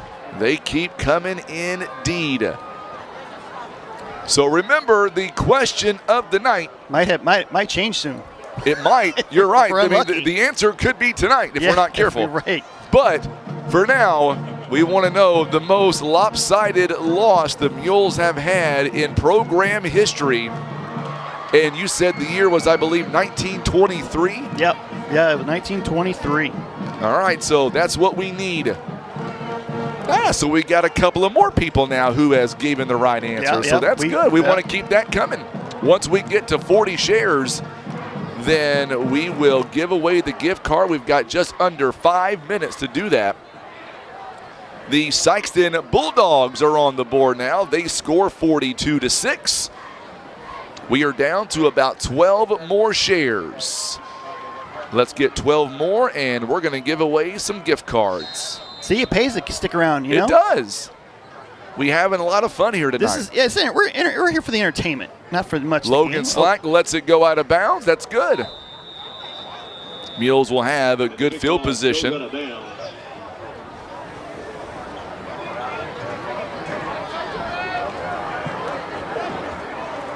.428 to go here in the ball game, and while we wait for the Mules to come out to the field, let's check in with Sean Mannon, who is our sideline reporter, and the Mules down 69-7. Take it away, Sean. Yeah, the Mules going to try to get something going here. We got 4.5 minutes left. There's still some time. This is the time you work out those plays that you got to have in your playbook you might need later in the year. Just kind of stuff, get some reps for the team. Just keeping everything going, keep spirits high as we close out this little lopsided game. All right, Sean, thank you so much, my man. Great job, Miss Kathleen Patillo. Thank you so much, my dear. Sure miss you and Coach John David. Of course, we'll see him pretty soon with Mules baseball. It'll be here before you know it. Mules Corday Hightower now gets the carry. He's out to the 41. Hightower now getting a few yards out to the 41-yard line. Nope, we're going to mark him back at the 40. Under 4 minutes to go here in regulation. Next week, it is homecoming night. And we got the Poplar Bluff Sports Hall of Fame on Thursday night as well. We'll have those honorees hopefully here on Friday night to be honored. Pass is complete to number 11, Xavier Jones. So we're down to 10 more shares, and we're going to give away this 2 $25 gift cards from Academy Sports and Outdoors just up the road. 34-yard line. Mules down at 69-7. Coming up on 3 minutes remaining here in the ball game. I don't know about you guys, but man, I tell you, I am super excited about being here on the home side. It's a lot different to cover your team that is on the home side. I know Brian's in love with it. He can't wait to walk these steps next Friday night multiple times. Ain't that right, Brian? Yep. Get my steps in today, Get your steps in, that's for sure. I'm assuming that Tim will be back next week, maybe Chloe and Carly as well. I don't know. They may decide not to come back. I don't know. We'll give them a mic next week and have them do some play-by-play. 2:23 to go here in the ball game. There's a handoff again. Once again, Hightower. He is going to get up. It is a Baldwin Chevrolet first down. Hightower runs it up the middle for a Mules first down. Coming up on the 2-minute mark. 2 more minutes to go here in regulation. Coming up after this one, we will have you our post-game report. Short one. It'll be short. You're absolutely right. You're not going to make me go through all the touchdowns, are you? There's a lot. I couldn't even We might keep be up. here to midnight. There's a pass play to Caden Jenkins. Jenkins is trying to make some folks miss. He does. Ooh, he is taken out of bounds inside Indian territory, or are they going to mark him shy? False start. It's going to be against the Mules. I did not see the flag. It is a false start. 1:21 to go here in the ball game. 5-yard penalty, be first and 15 for the Mules. First down and 15. We're down to 8 shares. Let's get 8 more shares and we will give away these gift cards. You buying me supper tonight, Brian? Yeah, there's a. They feed the kids. They feed us after the game. They do. They feed us before the game and after the game. They wherever. do. Yeah, they do. Good take there. Logan Slack is trying to get away, and he will not gain much. 46 seconds. And it will be a brief post-game coming up. It'll be brief tonight as the Mules are looking. Try to get one more play in before One more play. Yep. 30 seconds here. Mules at 69-7, trailing Jackson. Mules will go to 0-5. Earnhardt going to go deep and just out of the reach. Well, one I believe more that's play. Bradley. We're going to give him the answer for the trivia. Let's give the answer, and then we'll pick a winner coming up. The answer is 69 points. 69 points. 69-0. The Mules gave up 70 against Farmington a few years back. Folks probably remember, but they scored in that game, and that was the difference. That was the difference. Yep. 69 was the answer. We still need about 4 more shares. We will select the winner. Post-game is coming up. You're watching and listening to Mules Football. This is the Stinson Press Mules Radio Network.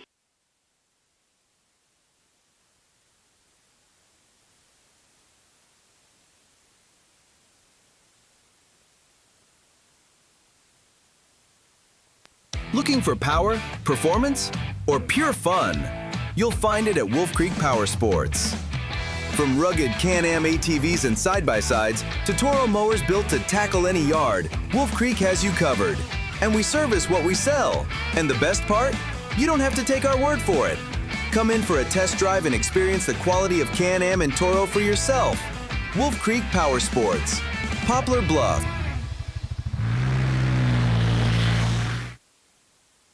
Making new friends can bring joy at any stage of life. At Oakdale Assisted Living, friendships grow naturally through shared meals, activities, and group outings. We provide personalized care in a warm, welcoming environment. Our residents are supported by passionate caregivers and surrounded by friends who feel like family, all while enjoying the freedom of an independent lifestyle. Schedule your tour of Oakdale Assisted Living today by calling 573-686-5242. That's 573-686-5242.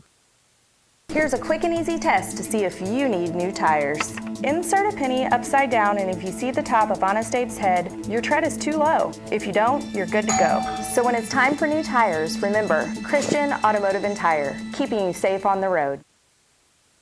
Imagine playing sports, reading, or driving without needing contact lenses or glasses. The eye LASIK procedure at Eye Care Specialists could be the answer to help you improve your vision. Call Eye Care Specialists to schedule a free screening. We know what drives a champion. It's not just strength. It's heart, grit, and teamwork. Every play, every sprint, you're building more than a score. You're forging character.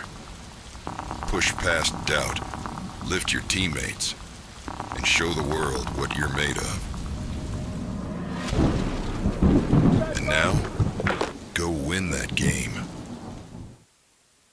At Air Solutions, your home's comfort matters. And for many years, Air Solutions has been the area's trusted local name for heating and cooling. Their unmatched expertise keep your home running perfectly and comfortably year-round. Whether that's keeping you cool in summer, warm in winter, or the lights on during a power outage, Air Solutions' skilled professionals are ready to serve you. And they always respect your time and hard-earned money. For reliable and honest service, trust Air Solutions in Poplar Bluff, 573-840-0844.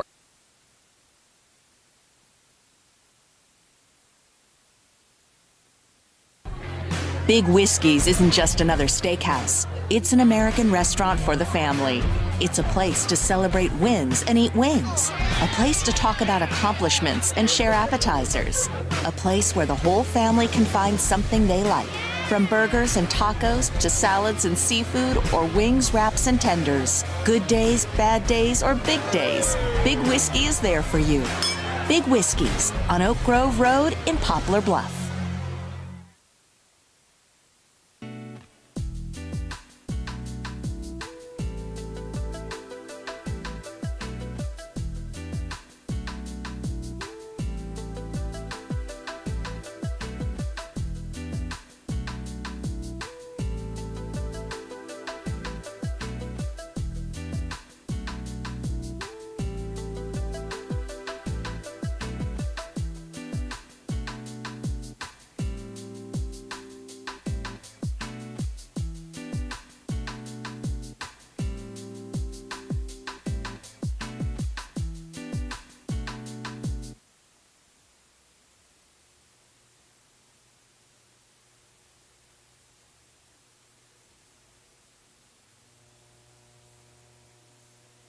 And we are back here live with our post-game report. And joining us coming up in just a moment, we're going to welcome in assistant coach Colton Manning. We're going to get him all mic'd up here in just a moment. I had to send Tim down below to get the cord for Mr. Manning here. So in just a moment, we'll bring him on with our postgame. Until we get to him, Brian, we can go over some of the stats here tonight. And for the Mules, they did have 7 points on the night, thanks in part to a scoop and score on a blocked punt by Bryce Dobbs. There you go. That was a highlight because the Mules only had 61 yards of total offense. It was a struggle all night. But after that first play, because the Mules got some really good yardage on that first play, and then the tip pass for the interception, and then the pick six, it was all downhill from there. It really was. And the Mules, going to 0-5 here this season. However, I said this earlier in the broadcast, and I'm pretty sure that Coach Manning would agree with me that we're not going to see teams like this very often. No, it's been a tough 5-game stretch, and the Mules can either learn from it or, struggle moving forward. It's up to them. All right, Coach Manning now is joining us here on the post game. And Coach, what adjustments did you make at halftime? And more importantly, was you happier with the effort by the boys in that second half? Now, hang on. I got to turn the mic on there. Someone turned it off. There we go. Like I said at half, it's about finishing the fight. There wasn't any major adjustments besides, ignoring the score. Effort's never a problem with these guys. We don't have any problems getting these guys to go hard or try to finish games, especially ones that go this way. And like you said, Bryce's scoop and score was the example of that. Looking at Looking at our numbers here, obviously turnovers were a big issue, especially early in this ball game. Yeah, it's kind of been the story of the season offensively. You know, that young offensive line, we got to stop the drive killers. We've got to stop shooting ourselves in the foot so many times. So that's some things we can always work on and improve. You know, I saw Andrew Aguilar go down in that second half, and, you know, tell me about his status. Is it something that will be long-term for that young man? I didn't get a word on that, but I know Andre well enough to know that he's going to try and come back for Sykeston week. He's going to try everything he can tomorrow to get better, and through the week, I'm sure we'll limit his practice reps so he can get better, but he's not the type of kid that's going to try and take a week off. You know, I'm glad you brought up, you know, homecoming obviously next week and Sykeston coming to town. They got thorped as well in Farmington. So I know that we're going to take this game.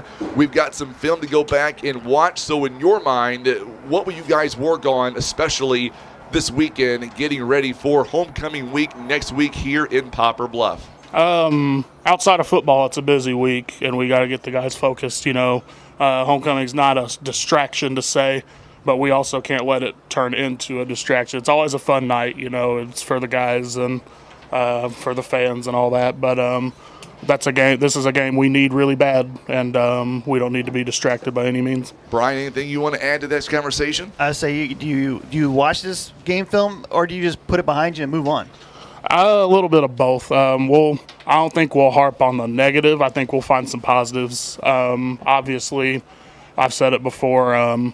Games like this, they expose the weaknesses, and it just so happens we had a few more than we hoped. But it's always something we can watch as a staff and see what's going wrong, what's going right, and then obviously we try to make a mixtape for the kids to see, hey, we do this right, we do this well, let's build on it. Yeah, I mean, a little, you know, inch here or there, you know, had some passes just didn't get connected, and things get changed, you know. Yeah, things happen. Yeah. It's just a couple of minor miscommunications, a little bit of miscues, minor fixable things. I know I've said it all year.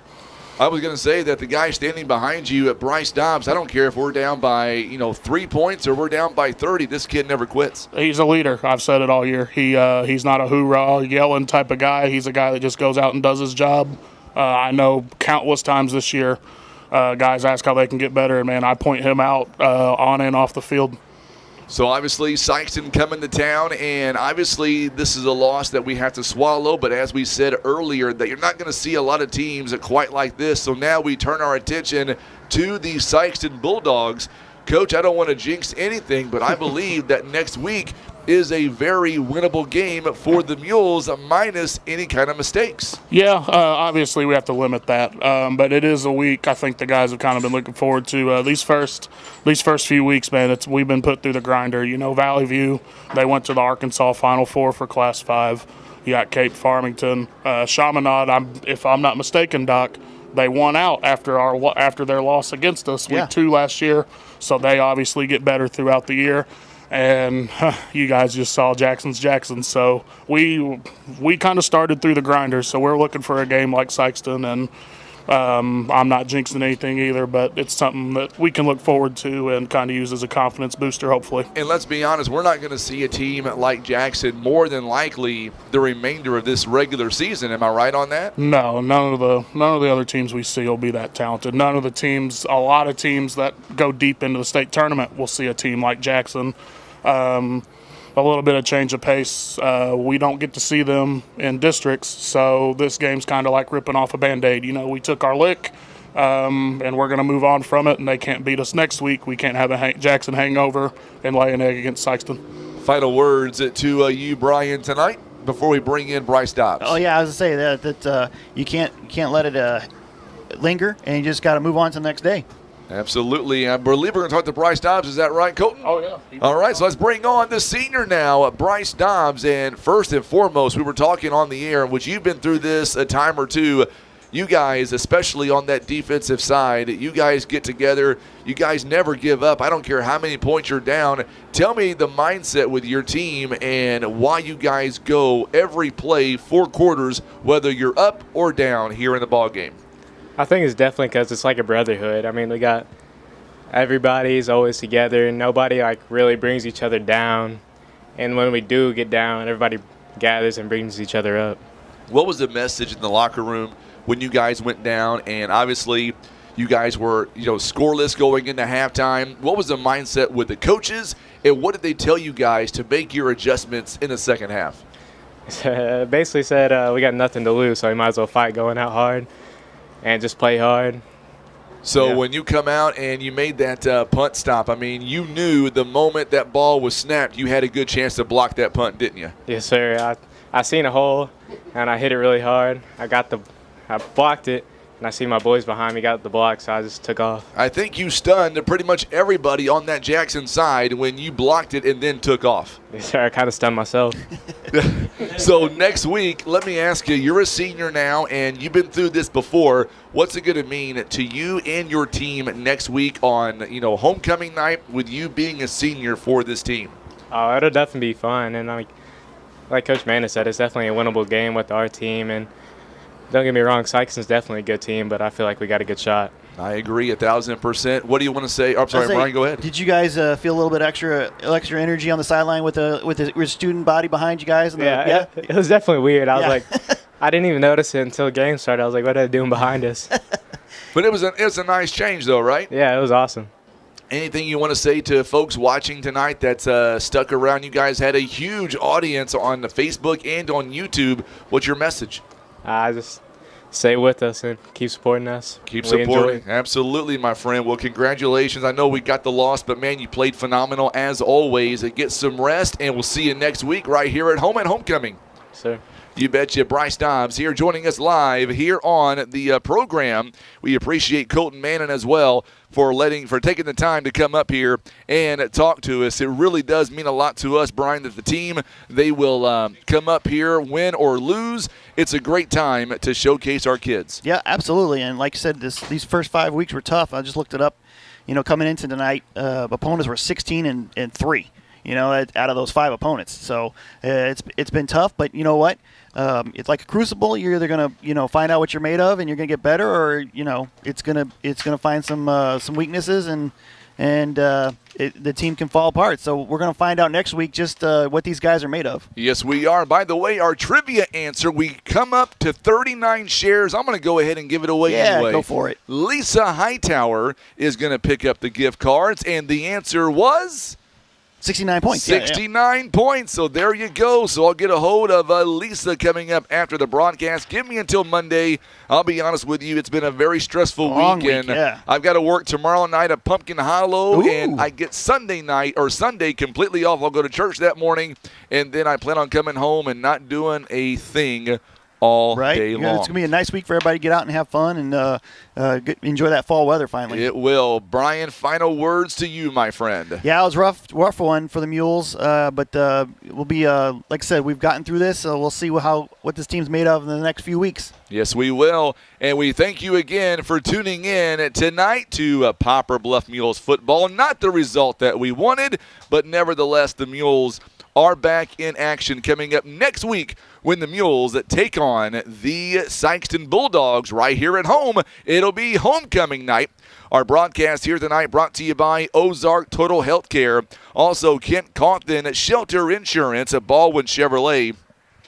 Being brought to you by Big Whiskey's Maverick Glass Oakdale Care Center, Air Solutions, Larry Hillis Dodge Eye Care Specialist, also Eye Care Specialist Christian Automotive and Tire, Wolf Creek Power Sports, American Family Insurance Agent Gerald Zerwanka, Barker's Towing and Auto Repair, Pizza Inn, The Manor, Heartland Express, Ozark Legacy Insurance Partners, also Hefner's Furniture and Appliance, Costello's, Whitworth Gift Chest Jewelers, also PB Realty Legacy Farm and Land Specialist, Kevin's Automotive and Tire, and First Midwest Bank. For Sean Manning, Tim Hicks on the camera, Brian Rosner on color commentary and doing up our stats, I'm Frankie Castillo. We are saying so long tonight as the Mules fall 69-7.